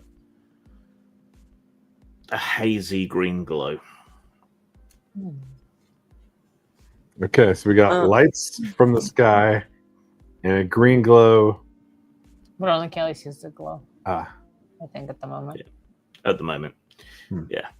And there are some, lights in the sky from meteors. Very pretty. Guys, do y'all see that? The ominous glow from the woods. The what? What? Where? Yeah, over there. Can you point out? It's like once Kelly glowing. draws your attention to it, you can see it. Oh yeah. Wow. What is that? Okay, but there's are the lights that are coming down? Is that the green strange? glow? The green glow is off in the trees. The lights are behind you on the road. Looking back, yeah, they flicker and fade again, and then come back. Okay, so this is lights coming, like there's beams of light coming down from the sky. Yep. Okay. Tarnation. As you're looking, the lights disappear from the sky, and you become aware of an engine noise and an old VW van that someone's fit some more modern high beam lights on. Blinds and dazzles you all, taking away your night vision as it comes bumping up the road. Rude. Oh. Oops. Sorry, my bad. Wow. That was loud. Radio was really loud in their car. Yeah. I hate to say it, folks, but I think we need to go investigate whatever that glow is. Whoever that is, I'm sure they'll be here when we get back. What do you guys think? I think you're right. I think that's why we're here. Wait, is the out of character? Is the are the lights? Are they apparently anomalous? So in other words, so the green glow, obviously anomalous. Obviously anomalous. The other lights, you think it was probably just the van with its incongruously bright headlights making its way uphill and beaming lights up onto the underside of the clouds. I see. Okay. Oh, I thought it was like beaming on the top. Yeah, but that only appeared that way because of just sometimes you just don't notice what direction something's coming from. But yeah, upon second consideration, Jared notices that it was spreading out. Since, got narrower near the ground. We should definitely check out the green stuff. But didn't you have like a little Geiger counter or something in your truck? I thought I remember Yes. you Oh, having that's right. Of course I do. Why wouldn't I? We should probably take that with us if we're gonna go check out the green glow. Right. Yep. Anything Yep. green. All right. It's ancient. Green. Anything green, you bring a Geiger counter with you. Yeah, green glows. I always bring Geiger counters. Yeah. See a green glow, Geiger counter. Though green glows aren't particularly associated with radiation. It's a blue glow you've got to look out for. Cherenkov radiation. Yeah, watch out for Yes. Why is that? that. It's just part of like something put off by particle accelerators and stuff. Oh. All right. What?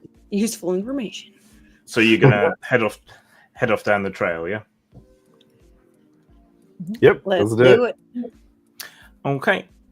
So behind you, the VW camper van pulls in next to the retreat, and a couple of guys get out, arguing with each other. I told you should have taken that left at Albuquerque sort of argument. But you're off down the trail, and they look to be making their way into the retreat. The woods, the trail, they have a very different character at night. And it gets to be very dark very quickly under the trees, with only little patches of sky up above. You can still see the occasional light from the meteor shower. Just roll d20 and don't get a 1 for me, please. All right. Got it. Just roll a d20. Oops. Why am I huge? I hit the wrong one.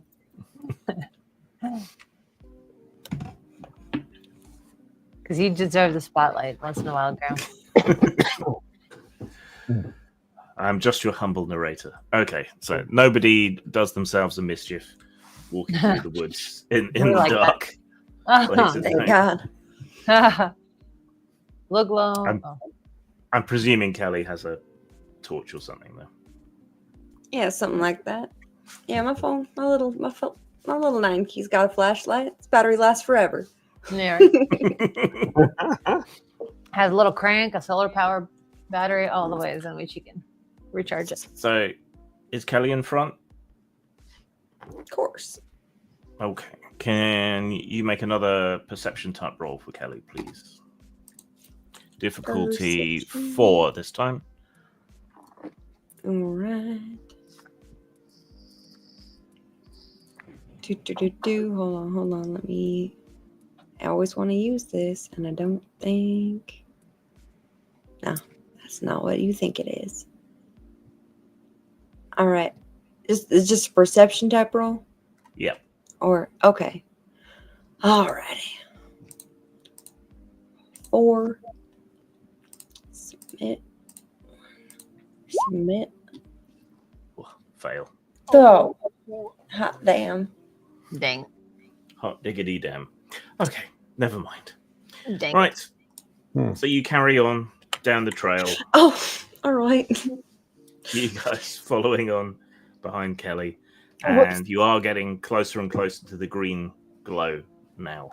Through the trees, you can sort of make it out, shining through the gaps between the trunks of the trees and the scatter of spring growth from the leaves. It's not a very strong glow. You would think it would be fireflies or maybe a bunch of glow sticks at a rave if it was moving, but it's not moving. It's just a steady green glow. Bless you. Bless you. Bless you. I think I'm allergic to something in these woods. Is that a spider web? Actually, yes, you are allergic to something in these woods. Yeah. A mystery allergy. Oh, is it a mystery? Do I uncover the mystery? Yes, you sneeze in the presence of high amounts of radiation. You're allergic to radiation. Hell yeah. It makes your hair and teeth fall out, and it's terrible. Make sure you got your Piriton or whatever with you. The worst allergy ever. It my hair starts falling out, my skin. Yeah, That's a hell of an allergy. It's a hell of an allergy. You think your throat closing up is bad. yeah. I'm allergic to bullets. It's terrible. Yeah. Yeah. No kidding. Yeah.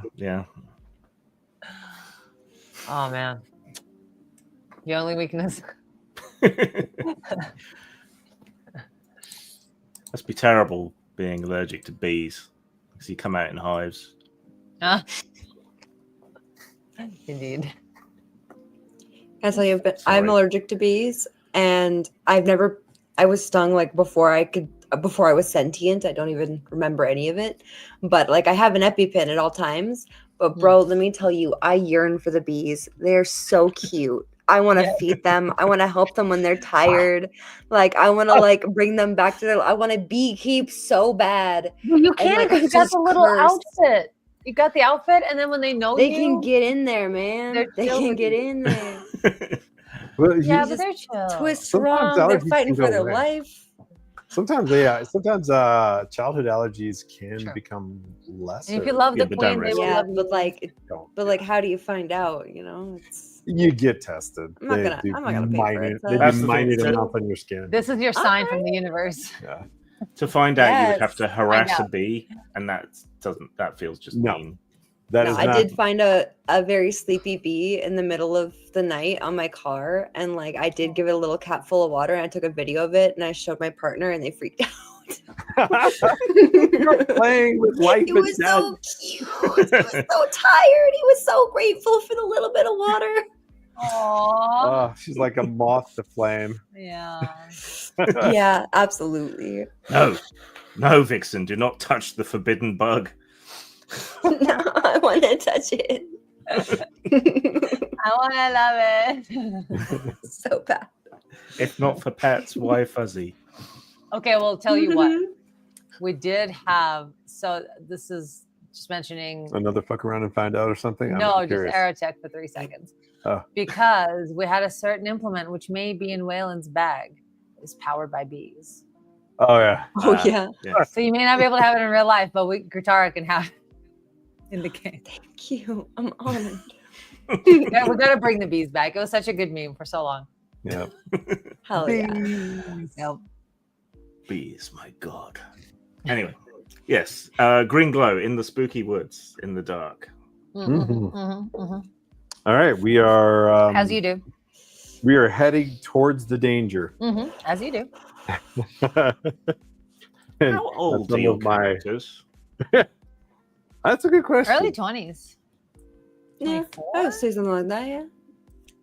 Sure. Let's do that. Right. Yeah. Mid-20s. Yeah, I feel 24. As you get closer, you become aware of a sort of mosquito-like hum right at the edge of your hearing as you get closer to the green glow.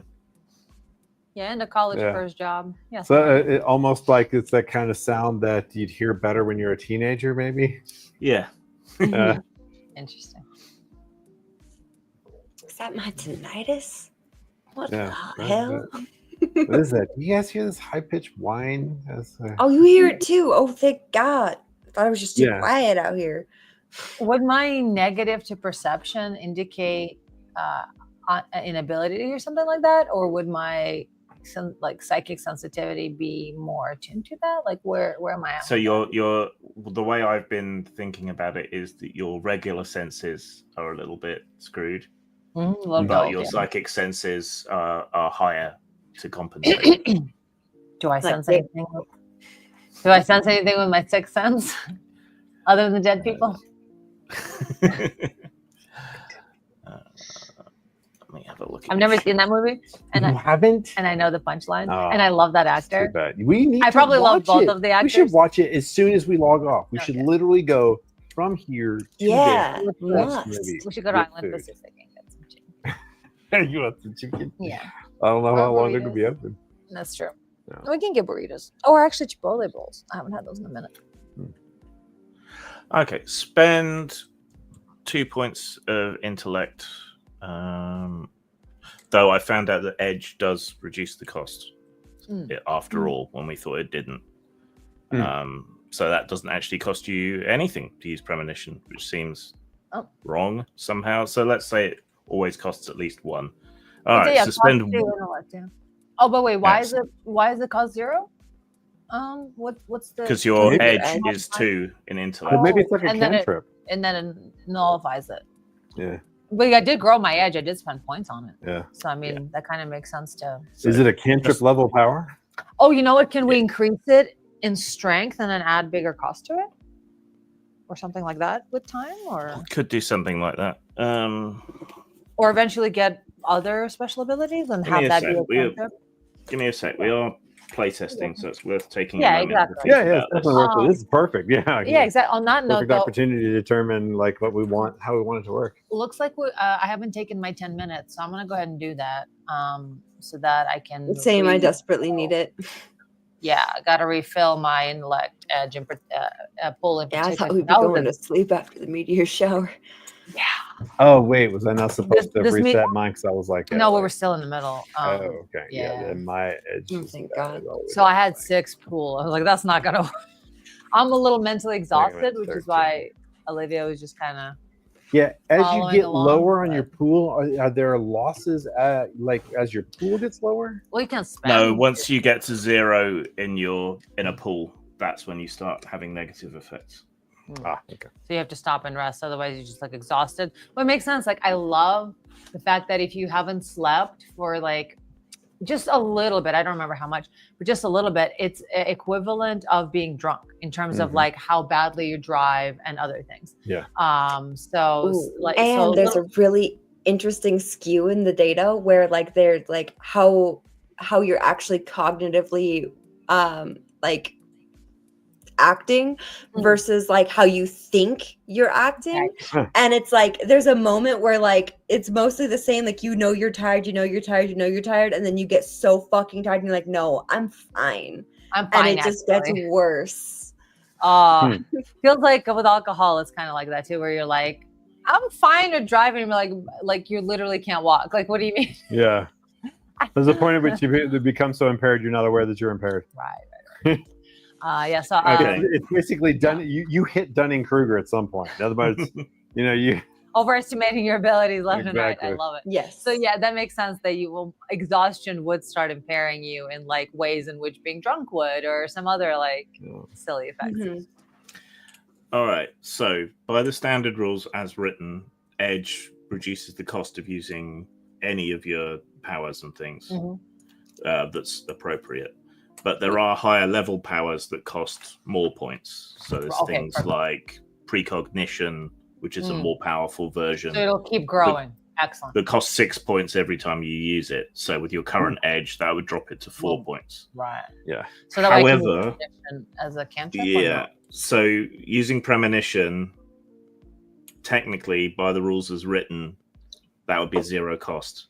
But that kind of sucks because you could just spam it endlessly on any kind of creature, which I don't think is really fits for the setting for you to just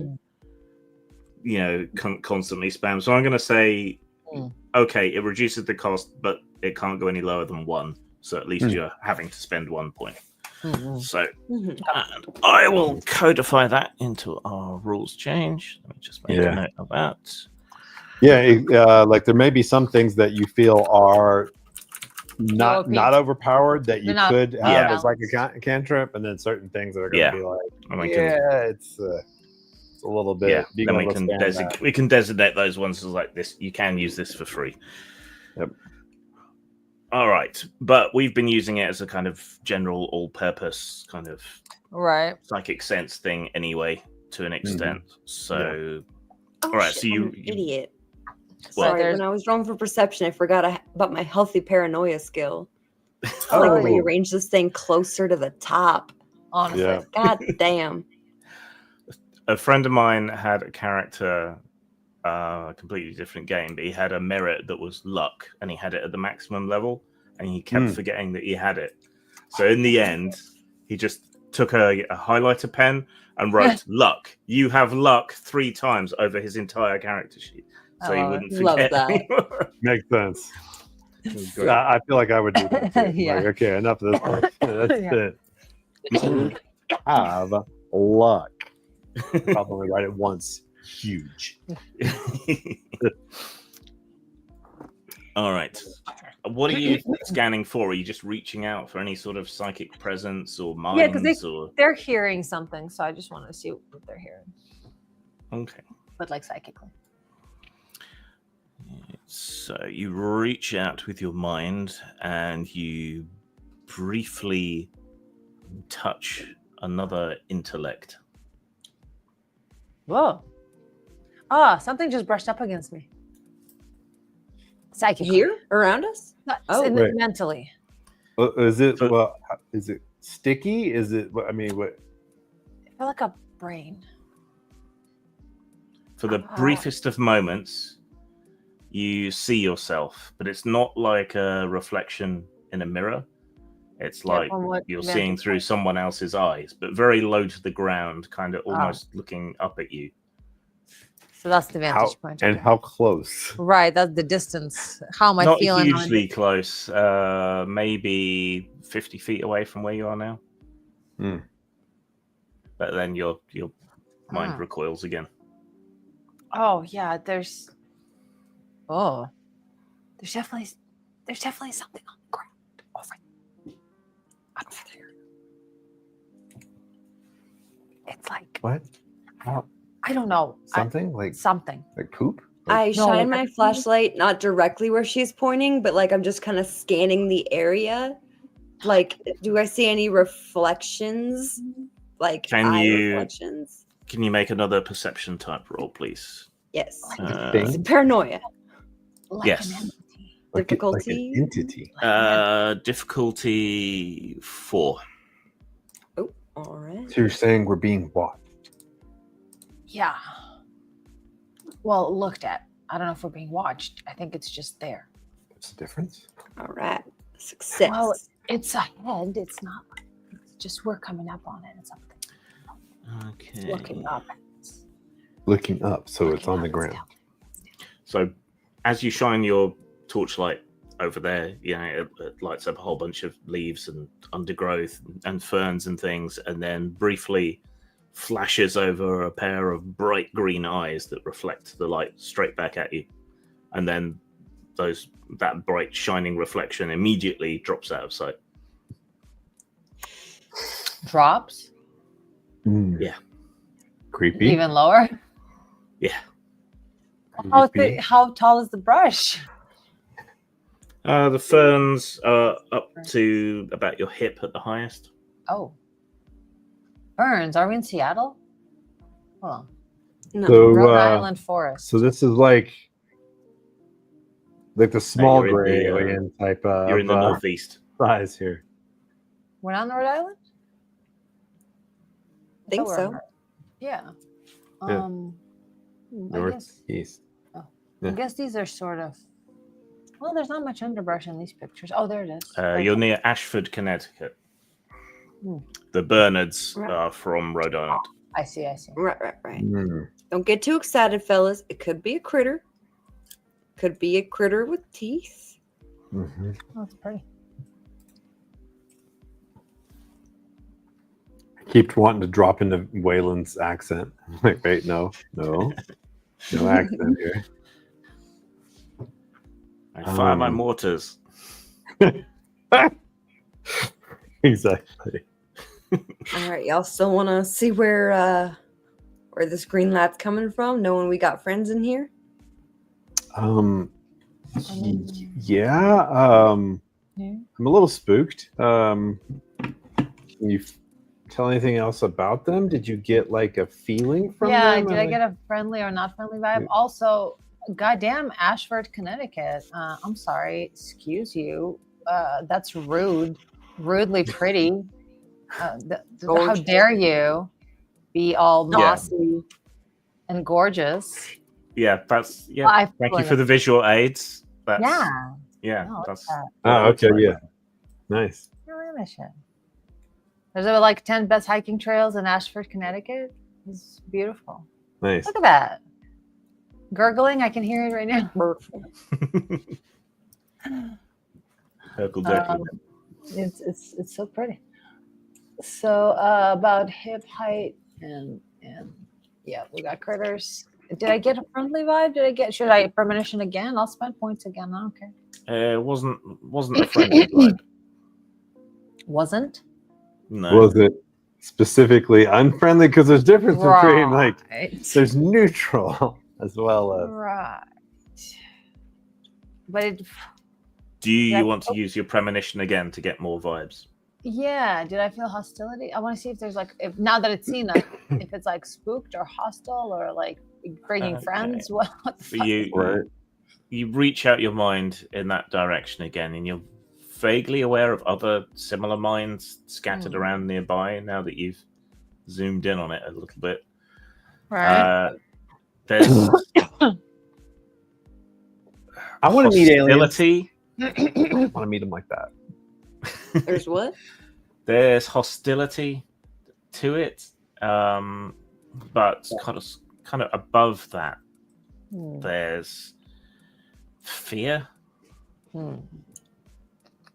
So, but you don't feel the fear from the thing's mind itself. It's more like there is a pall of fear above the minds of all these creatures out there. But from them directly, you're feeling wariness and hostility.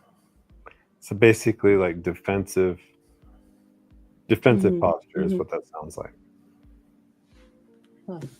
Is that would that be the correct category? Yeah, Would they be so they are would it be fair to say that they're all in a state of fear as as like a group, or is it that they perhaps are they're influence of fear? your power's starting to fade Animals? away Yeah. again a bit now, but their thoughts aren't that sophisticated, really. It makes you think more of animal minds that you've touched on, but at the same time, slightly closer to human. Right. The little drones, the little grays are drones. It's the big grays that are the Right. they're a little different. Okay. So yeah, I'm gonna communicate that. Okay, And so they're hostile. I think they're just a little scared. Maybe we give them like a little, like, we come in peace. You know, Yeah. nice and slow, easy. you think they'd let us pass? And that whatever. Can you try to reach out to them psychically again with a Well, I don't know. we only want to help kind of vibe? I don't know. Oh, I can't. I'm not. You can't do that. I don't know what you could do. I don't think that's. Psychic, you can do all kinds of shit. Yeah, I don't think talking. It's like a veterinarian post-apocalypse. You can do heart surgery. Yeah. Believe in yourself. It's like psychic stuff is not. I don't think it's really real that way. I don't think you can really talk to anyone or dead people or anything. So I. They're not dead though. Or alive. I can't really talk to anyone. Well, they don't seem to be like lunging out of the undergrowth to attack you, and you haven't actually seen what's there yet. So, and you haven't seen where the green glow is either. Yeah. Well, I'm gonna be like, You'd probably get. hi, we come in peace. We only want to help. We're not associated with any government entity. We're just here to be friends. You don't think Lovelace is government, right? Yeah, We're not a I government don't- entity, I are don't we? think, I don't think we're That government. wouldn't- We're not the baddies. I don't think it would happen to us. No. No. They wouldn't even be able to find me Yeah. on a background check. Are they gonna have like a universal translator or like I don't know, man. Yeah, like I said, I've always wanted to meet aliens just not in the dark, and not. When you call out, there are rustling movements, and you see a few wobbling leaves, but that's all.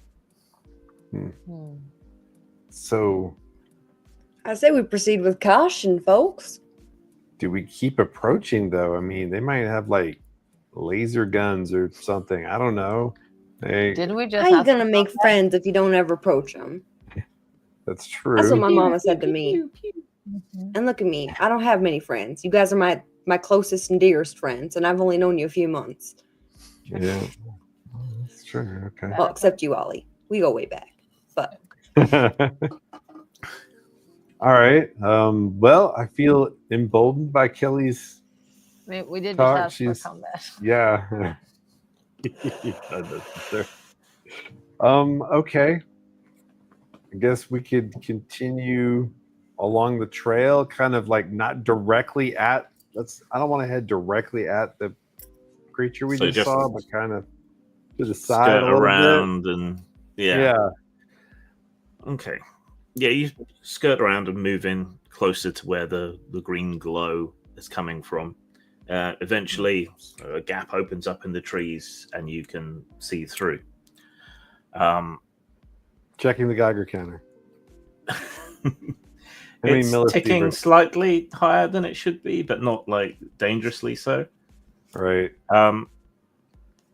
Stood in a little clearing in the woods here is a large 12-sided thing, roughly 12-sided thing, like a big metal box. There are seemingly random lights flashing off and on from it. It seems to Wait, be is hovering this about a foot Is this above a the ground. big dodecahedron? Or Yeah. is it okay? But it looks surprisingly crude, like none of the lines are particularly straight. And the glow isn't exactly emanating from the vehicle, but rather from around it. So it's not glowing exactly, but it's surrounded by a glowing halo. There's a little round-ish door, about 2.5, 3 feet high, in the side of it, and free-floating steps, like in Flight of the Navigator, going down to the ground. I start smacking J-Rod, like just like a little bit, like dude. Yeah, I see it. I don't know what I'm seeing here. Okay, I mean, I know I said I've been doing all the videos about the aliens and stuff like that, but like being here, But that was all bullshit.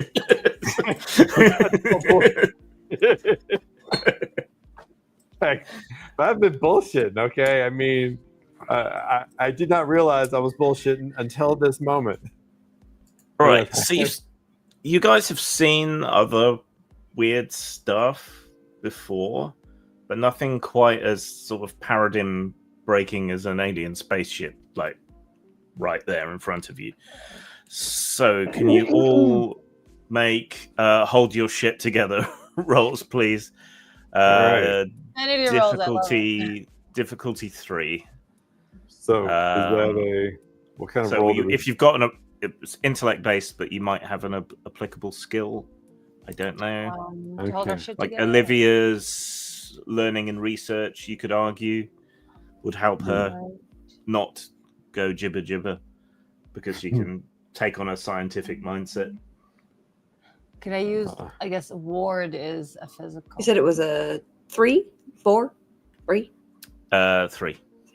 Yes. Okay, I've got understanding. Would that help me put it in more technical terms for myself? It's like, okay, it's a dodecahedron, and I'm going to focus on less of the. What's the difficulty? What's it called? The something shock was. Oh, I made a whole video. Ontological shock. Yes, so I don't focus on the ontological shock. Outside context problem. Yeah, I stay keeping a healthy paranoia, always aware of my surroundings. always waiting for something to come as a surprise. That one actually. I'll let you drop the difficulty by 1 just because you're so love into UFOs, and here is physical proof. Mhm. So for you, the difficulty is only 2. All right. Standard. And I can is Effort. this something you can put effort into? Yes. Okay. And that would be from You the can- intellectual. So right. Yes. Yeah. So you can So steal your one- mind against the. And normally effort is 3 points, 2 points. Yeah, for the first one. Yeah. But if you have an edge, that reduces that. Yeah. Right. For the first point. But then there's not as much reduction for the second point. Yeah, like I just yeah, used you 2 work edge out and the it cost me total. 3. Mhm. You work out the total. So if you had effort of 2, that would be 3 plus 2 is 5, and then you take your edge away from that.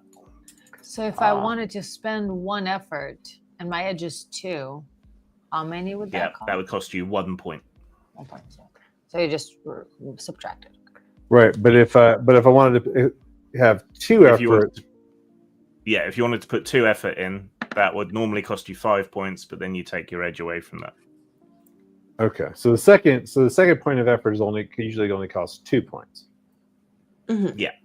And then the third one, I think, costs 1, and I see. Okay. so forth. So once you get to 3 edge, you basically get 1 level of easement for free on anything to do with that category. Right. All right. Makes sense. I'm gonna go ahead and put 2 effort into this because I do not want to be the guy who talks about aliens and then can't hold his shit together when he first encounters them. What's going on right now? And I already said you could drop it by 1. So if you spend 2 levels of effort, you don't have to roll at all. So All right. you're Yes. Oh. good. All right. So you all managed to hold your shit together at the sight of this, honestly, slightly disappointing looking spaceship. I think that helped. Yeah. The welds we're- on this. I feel like I got a Yeah. little cousin who could do better. To be honest. Design's a little janky. He's It's not Yeah, I kinda have to like, say I'm a little my whole hypothesis about aliens, the reason why they're crashing is unfortunately seeming to be correct. Drunk drivers. it's a bit This is- Cybertruck-esque. I think it may be basically we've got hillbillies. These are the hillbillies who still have access to immense technology is what we've got here. Mhm. I mean, Mhm. no offense if they can hear me. Sorry. Just stating the obvious. It's all good. I I'm mean- from the flatlands. There's a scampering, rustling noise behind you through the ferns. Hey, little fellas. We're just here to hang out, get to know you. Come be our friends. Can we help?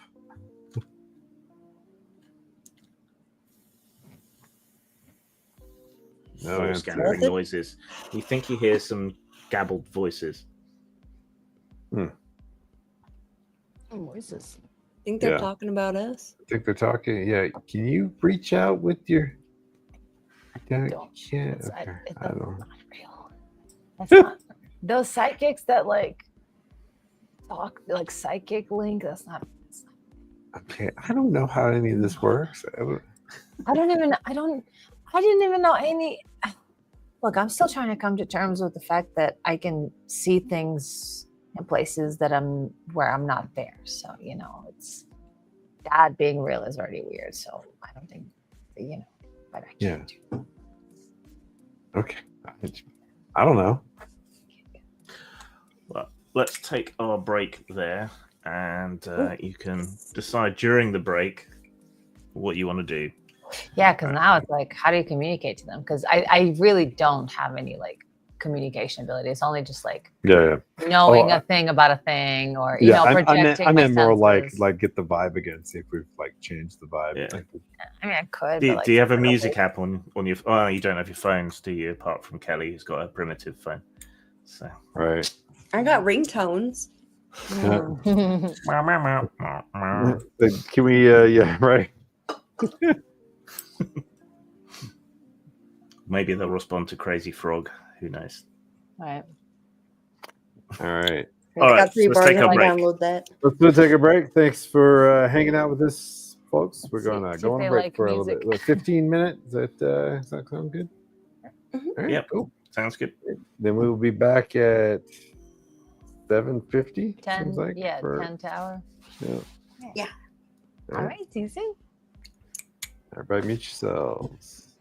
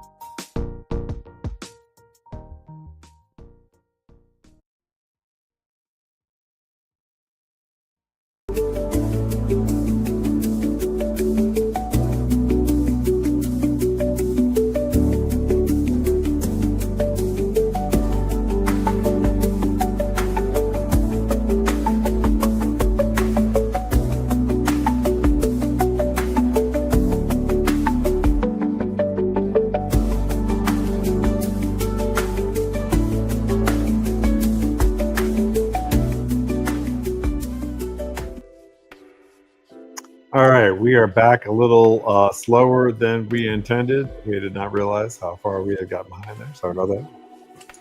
Our bad. Extra couple minutes there. All right, where were we? How were you feeling about the length of time today? You were still thinking about. I forgot to mention that in private. No, it's all good. Okay. Either way, I'm down for whatever. I got an energy drink. Okay, because she was thinking of maybe calling it a little early today, but otherwise, yeah, let's just continue forward. There are things afoot. Yes. Well, we can get to a point that's good to stop, and we can stop a little early today. I still have a bit of a stomachache, so I wouldn't say no. Makes sense. Yeah. Always playing it by feel. I feel like we've gotten a lot done in the game development part of the thing, as well as this is a fun little tangent that's occurring here in the game story. All right. So you'd gone out at night to look at the meteor shower that was supposed to be going on, and it was very pretty. Then you noticed a weird green glow down in the woods on the forest trail that you'd been on before. You headed down there following the greenish glow amongst the trees. Had the sensation of being watched, which was confirmed by Olivia's psychic powers. But yes, by small creatures. With green eyes. Yes. If they're orange, that would explain why they're not that intelligent. It really would. They're all sharing one brain cell. Yeah. So you haven't seen the creatures yet, but you've heard scuffling around in the ferns and the undergrowth and so on. Eventually, you got close enough to be able to see what seems to be a rather disappointingly crude dodecahedral spaceship, UFO, floating above the forest floor with little floaty steps coming down out of it. These are the special aliens. They're the first to, they're the only ones who are really interested in humanity. That's like, nah. So that's the interstellar short bus. Exactly. A little bit. Maybe they're on a field trip. And their bus broke down. So, what do you want to do? It's there, tantalizingly close. I know, but what do you sense from them? Are they still? Yeah. I don't want to get lasered, but I do want to check out the spaceship. So how close are we to the spaceship at this point? It's right there. But like how we started advancing on it? You're at the edge of the clearing. The dodecahedral metal spaceship is maybe 25 feet from you. Are they all hovering around there, glowing?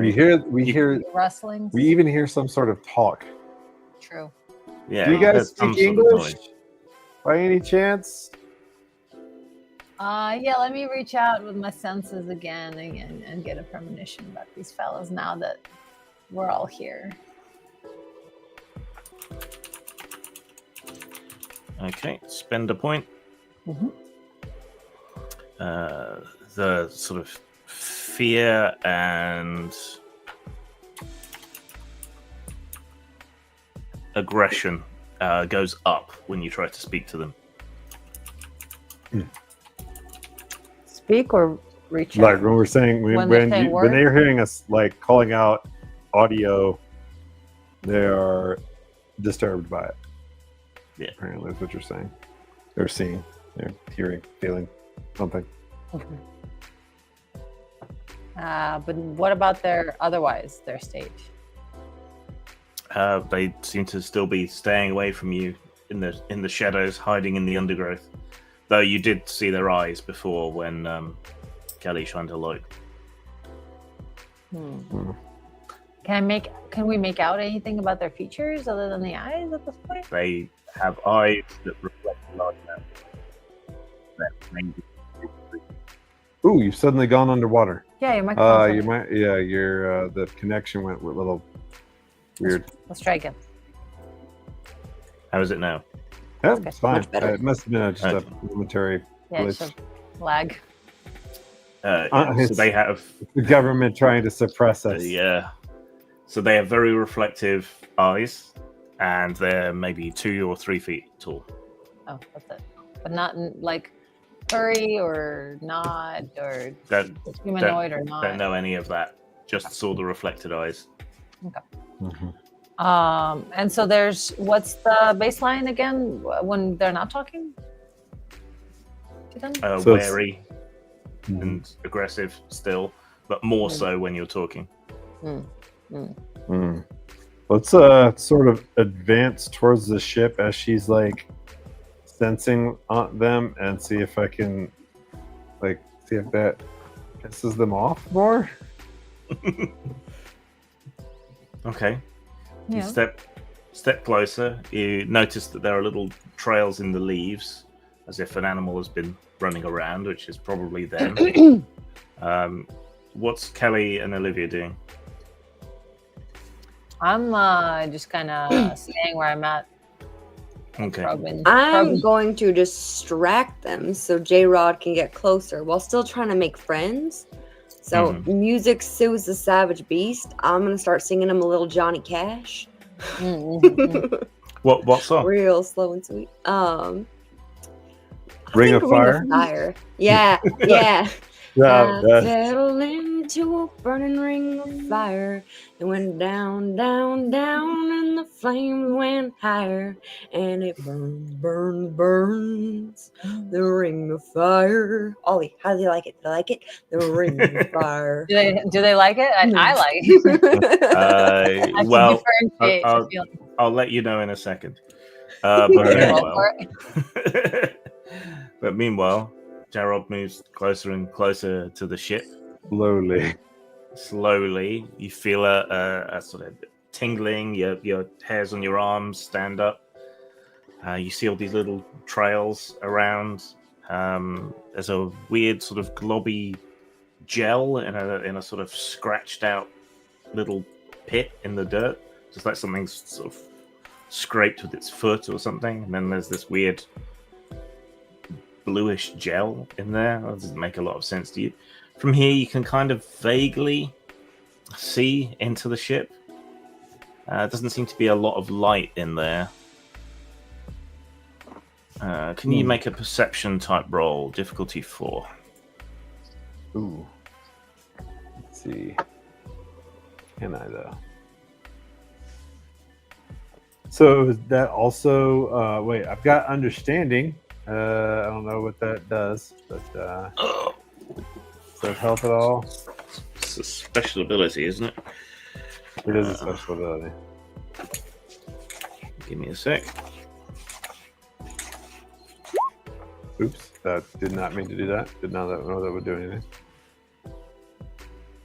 Observe and net interaction difficulty -1 apparently is. Yeah. Understanding 1 intellect point. You observe or study a creature or object.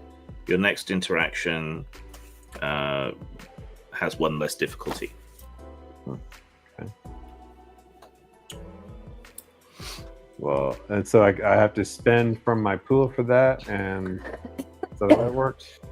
Yeah, so you can stop for a minute and study the ship. I'm gonna do Spend that. 1 point for your intellect pool. Okay. And then, so that'll drop the difficulty by 1 from 4 to 3. Right. And then I'm also going to put in some more. I'm going to put in a lot of effort because I really want to know what I'm seeing here. I don't want to get too close necessarily. It's going to cost me 3 more points.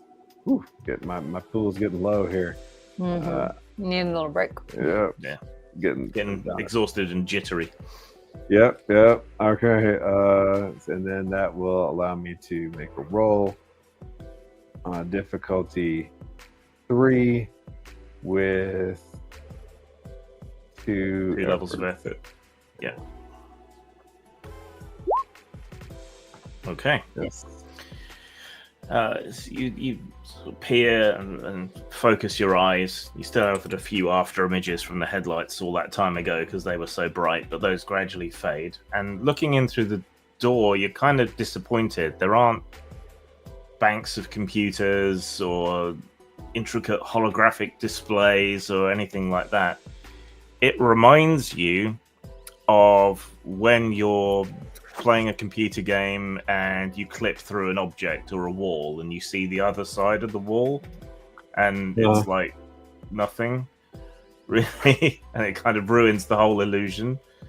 Okay. I mean, you can't see everything in there, but it's what you can see is giving you the impression that this thing is just basically a big empty box. Okay. Which is a little odd. Yeah. Meanwhile, so Kelly's singing. Olivia was reaching out with her mind again. Seeing how they feel about the singing and Jared's.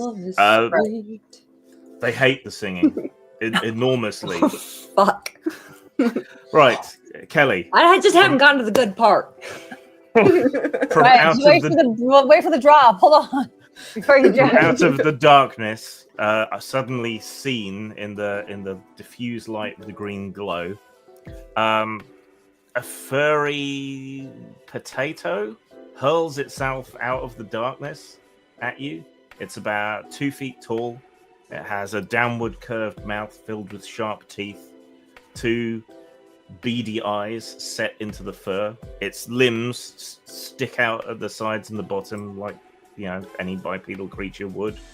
Its skin is bluish. It has sharp little nails on its hands, and it hurls itself at you, full of venom and hatred. Make a roll to avoid it. We have a country music Prejudice here. Maybe that's why they. I think it's just because it was a cappella. I bet if I had my guitar with me, it would have been a whole different thing. Your banjo. They've probably seen Mars Attacks and think you're attacking them. Yes. Right. Wait, I can finally use my danger sense. It actually works. And your crossbow. I want to plug this little fucker. Well, I don't know if I want to kill him, but he does want to kill me. That is kind of like. I mean, he is criticizing, you know, your music, and he was the Man in Black, and those people do horrible things to aliens, apparently. So, according to some interpretations, have a point there. Right.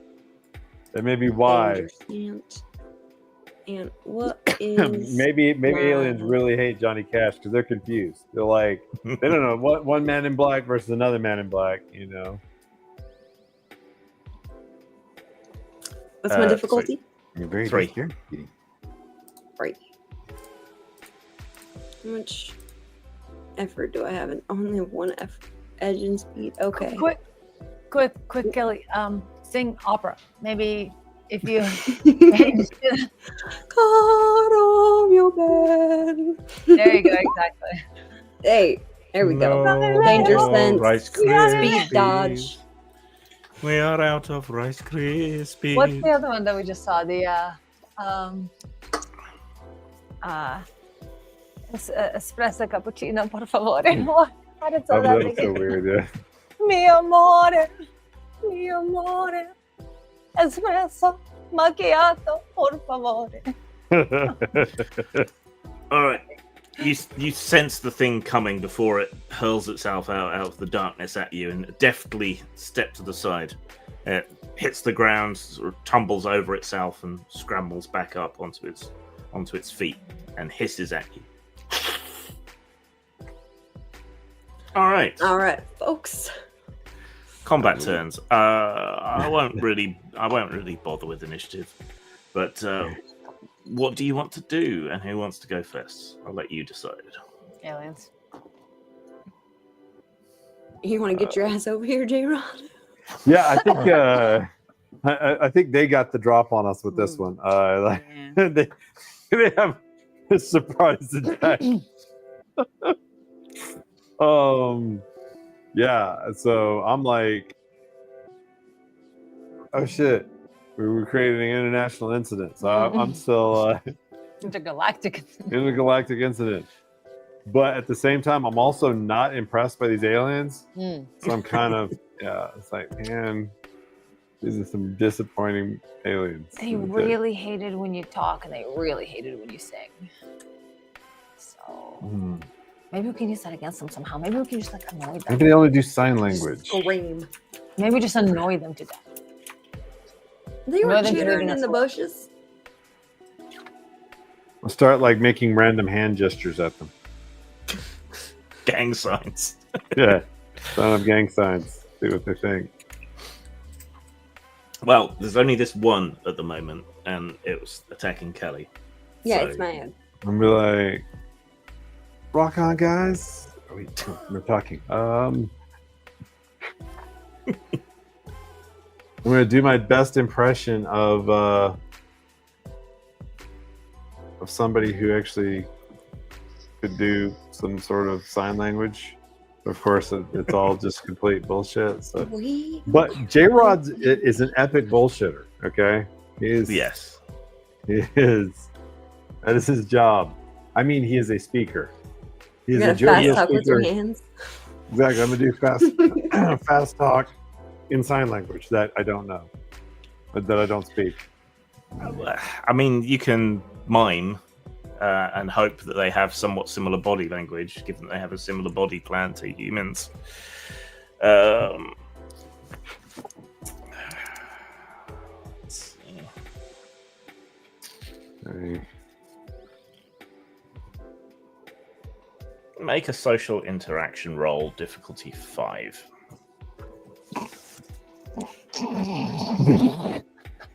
Love it. That one was so good. You didn't see my. That last magic trick was amazing. You didn't like my. You like my magic? Beautiful. I love your magic Beautiful. trick. Yes. I'm doing magic tricks. For them. Surely that will help them. So what am I doing? Like I'm doing. Exactly. Yeah, difficulty 5 social interaction roll. All right. Let's. All right, and that is also intellect. Mm-hmm. That is indeed intellect. You're a bit of an All right, intellect, so I need to yeah. use 3 more points. Oh my goodness. Okay, I'm running completely Your the hell brain out. melting out of your ears then. All right, down to 3 points left. Okay, and then just a regular intellect roll. Oh, well, you've got the social interaction skill. Oh, so- I do. Yes. Okay, so social interaction. So I click on this. Right. Yeah. Doing something? I think it's probably asking me a question, and I'm not seeing it. Wait. It's one thing about using the pop-up. Okay, there it is. I think I'm gonna cancel out of that one. Right. Wait a minute, let me just cancel out. There we go. Now I think we've got it right. That's you said 5 or 4? Difficulty 5, yeah. 5. Okay. And with 3 effort or 2 effort, right? Yeah, 2 effort. It cost me 3 points. Yes. I had maybe they like my little tricks. Okay, so the creature sort of skids to a stop, having missed Kelly, scrambles back onto its feet, and then sees you frantically gesturing with your hands off to the side. And sort of keeps one hand up towards Kelly as if sort of warding her off, and then turns to look at Jarrod and says, "No hablo English." La Española. No problemo, Paquito amigo. How does he react to that? It looks back to Kelly, somewhat confused. Okay. Maybe he's mixing languages. Like he's got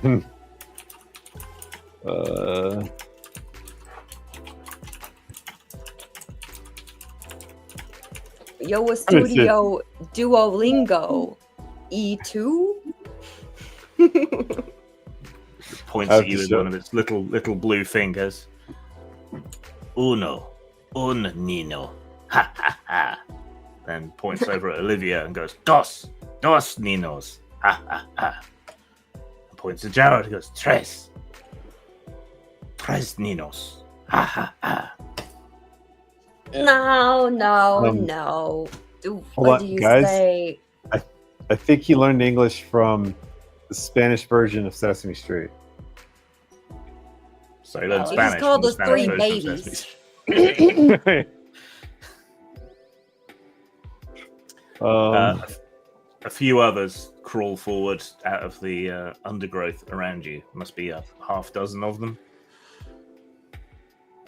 Que paso, amigos? I'm gonna what is? I don't know 12 but I'm gonna do my best. The Count impression in Spanish and like go along with him. It's like counting his people. To see Do they have the 1, 2, 3, 4, 5, 6, 7, 8, 7, 8, 9, 10, 11. Do they have that in Spanish? I don't know. I don't know either. There was one episode where they went to 13. By the way, nobody believes me. There was a. I still remember this. I was blown away. Is this one of those Mandela things? It's probably so. Yeah. Only in my dimension did they ever hit 13. They've scrubbed the episode from the But files. It never they existed. Exactly. I have to show this comment though because this is great. But the other type of music. There's two kinds. We got both kinds. Yeah, you got both Country and Western.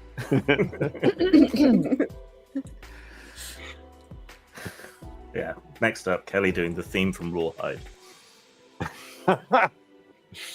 Let's see. Do I know any other?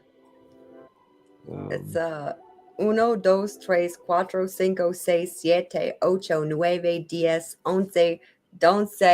Don't say amigos. Don't say. Don't say. I nearly went, you got to keep him separated. If you were counting. And then I'll go. Cinco says.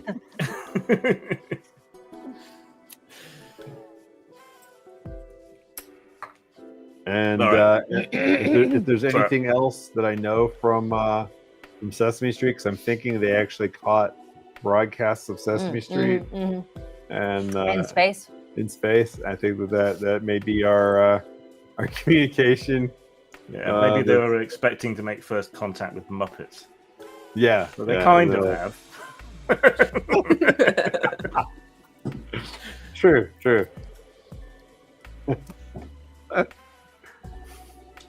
They've formed a loose sort of circle around you, some in the undergrowth, some in the clearing close to the ship, and are sort of prowling in.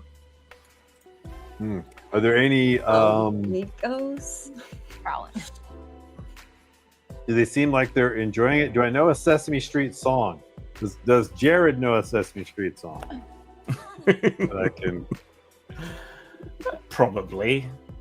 Or yeah, or wait, do they know? Maybe they didn't like music though. Let's see. I'm gonna Maybe try they to were like that one song.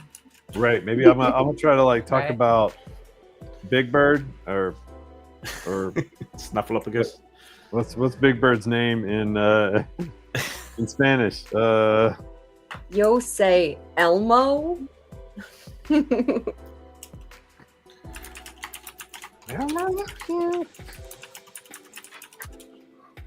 if I can do It's- like the. Big Bird is called Abelardo in the Spanish version of Sesame Street. Abelardo is a giant green parrot who is Big Bird's cousin from Mexico. No, Awesome. I love it. Yo I'm gonna gusta Abelardo? See? Jared's gonna do his best Elmo impression. In Wait for them to Spanish. attack you and then giggle.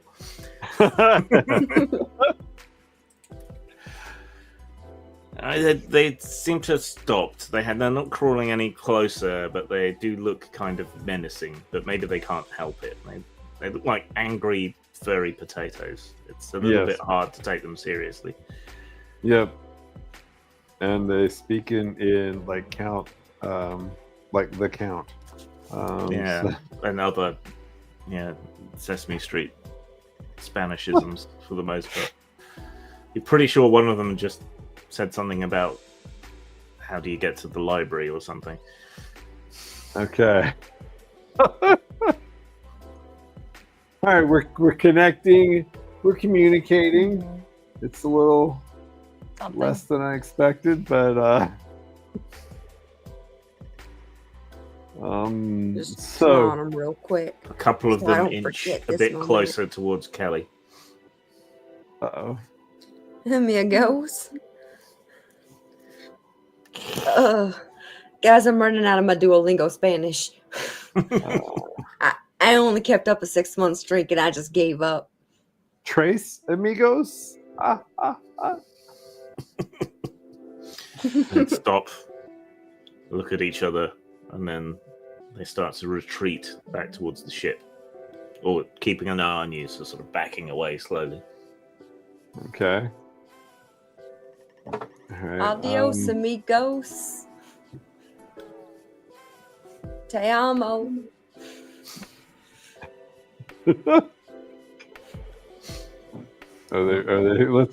I think maybe we should kind of count this as the best we could do in an interaction. Maybe we should kind of back We away didn't kill slowly anyone. as well.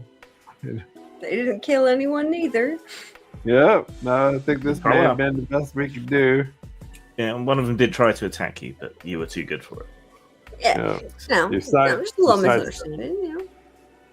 One by Wasn't one, bad. they back up Yep. into the ship. Kaleo, stop it. How they all fit in there? I think it's like like a some TARDIS sort of situation. intergalactic clown car. They're all close friends. I mean, it's like a taller shape. Maybe they like stack up in there.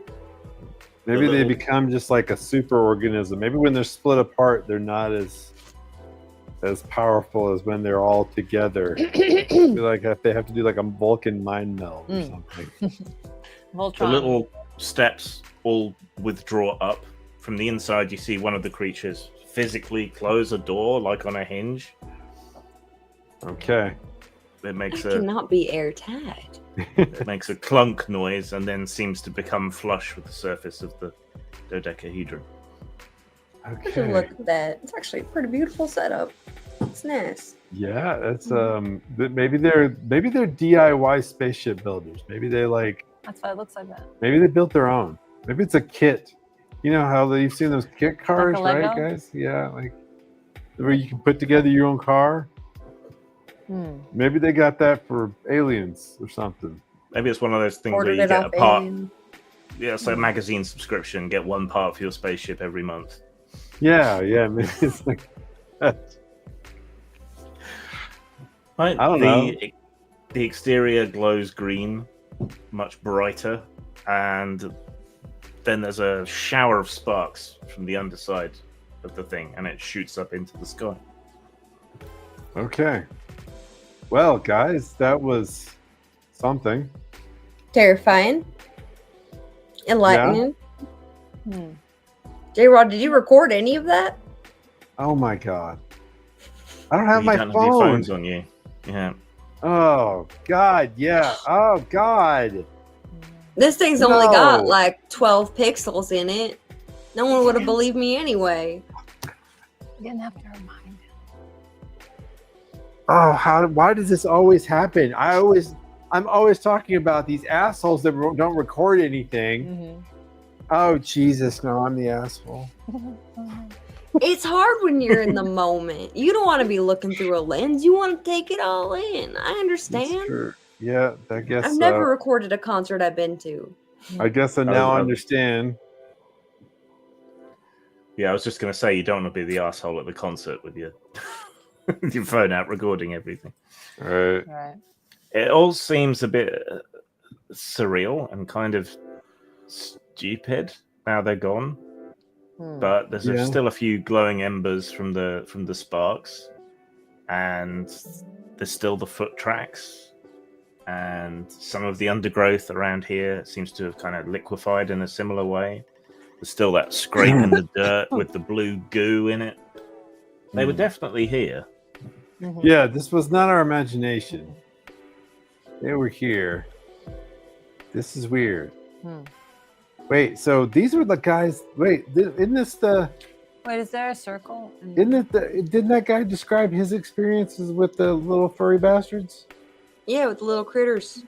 Yeah. Huh. So these are the ones that he met. You don't think they came back for him? Maybe they're kind of keeping up with him. Maybe.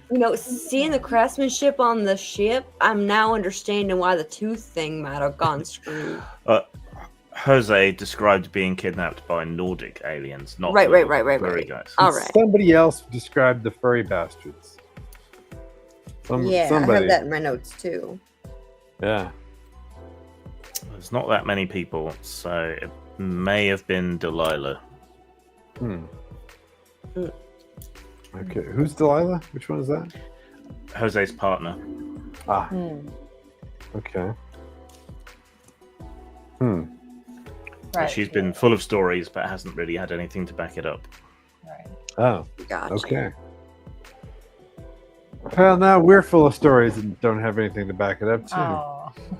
All right. Well, so proposing that the TLA ain't gonna come out here and clean it all up, I say hit the hay, come back fresh tomorrow, take some pictures in the sunlight. That's a good idea. Sunrise is only in a few hours anyway. It's late. I could still make something of this. I could still, yes, we could still record. And if we're all together, we talk about it, our experience together.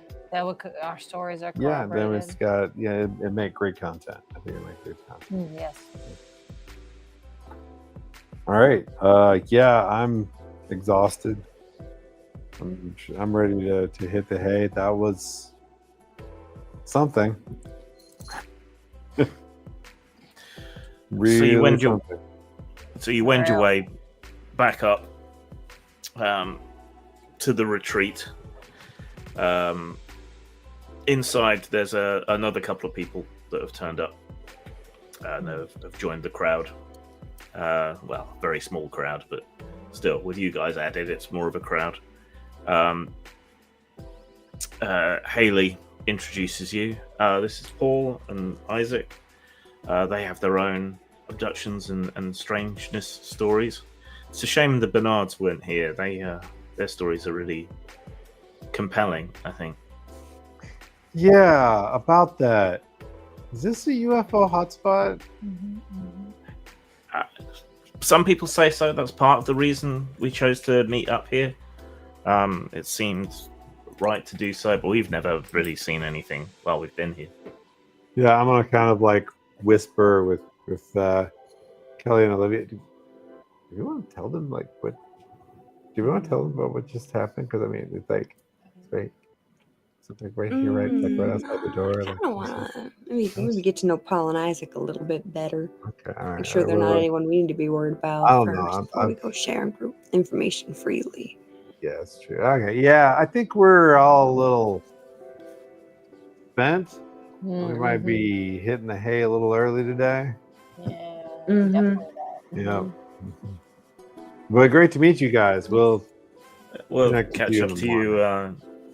Catch up to you in the morning. Yeah. Get to know each other. Right. Yeah. Okay. Yeah, I'm gonna kind of stumble towards bed.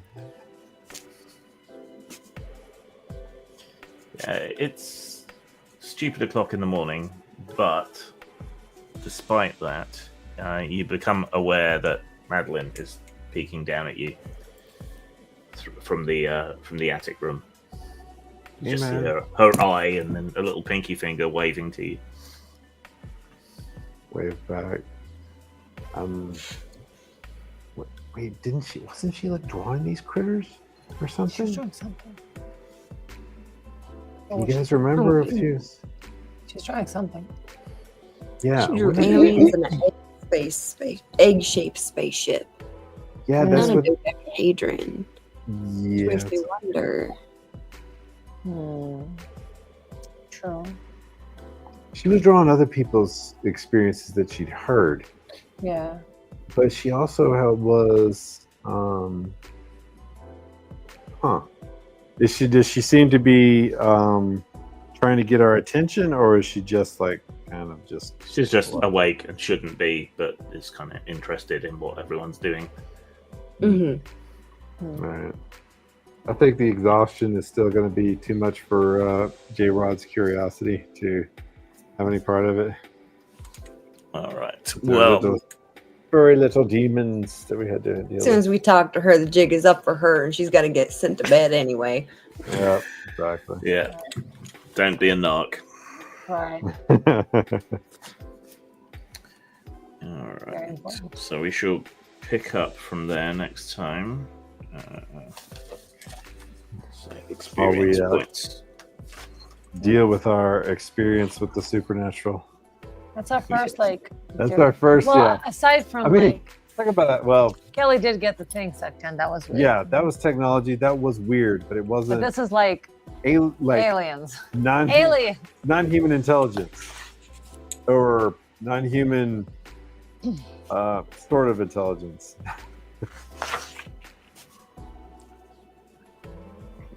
Okay, 1 experience point each because there was a curtailed session, and I don't want you to advance too quick when we've done. Fair. But we talked a lot about the game development and everything, so Yeah, productive. yeah, I Hell, still feel yep. very productive actually. Yeah. Yes. No, we tightened up some things and know which direction we should go into. Looking forward to a production of the Gazetteer.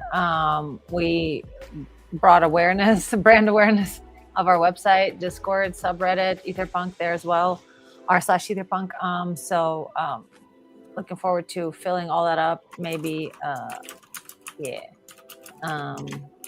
That's all coming up, and it's gonna be good. This winter is almost over. We're no longer sick. It's great.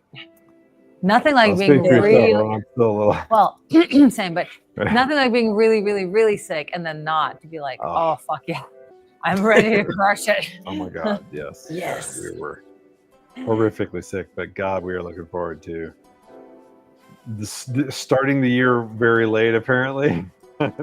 But actually starting it Well, finally. you started at the Lunar New Year, you know? Like, Yeah, like- yeah, exactly. Like proper people. Right. Put a positive spin on it. Yeah, it's been a rough start to the year, hasn't it? Hasn't it? I feel like we're kind of on course again now. Yep. I feel like we're picking up speed. Yes. We're picking up speed. We're good. We're doing good. It's all downhill. That's why we're picking up speed. Maybe all downhill from here, but that just means we're picking up speed. That's right. Yeah. All right. Well, thanks for everybody who joined us, and thanks for your comments, etc. And yeah, apparently, one of the viewers there also was having to deal with being sick too. Yeah, I think everybody's just barely climbing out of the funk. Hanging on. Yeah, exactly. Climbing out of the funk. Yeah, It's that's such a cute Blue don't play. Yeah. And yeah, so thanks for joining us, and I hope you enjoyed a little the inside baseball of the game design, etc. that we did here today. And if you do happen to review the video at some other point and have ideas based on anything and everything you know about Aetherpunk, drop them in the comments. yeah, please leave us some feedback. How you're feeling about some of the things that we discuss and like the ideas that we have about the game. What do you know? It's always nice to hear from people who, especially people who are interested in game design themselves and also play games. And you know, a little bit of community feedback, always valuable. So yeah. Thank you all for joining us. Thank you. Thank you. Yeah, and we shall see you probably next month. Good night. Good night. Night. Bye bye. No.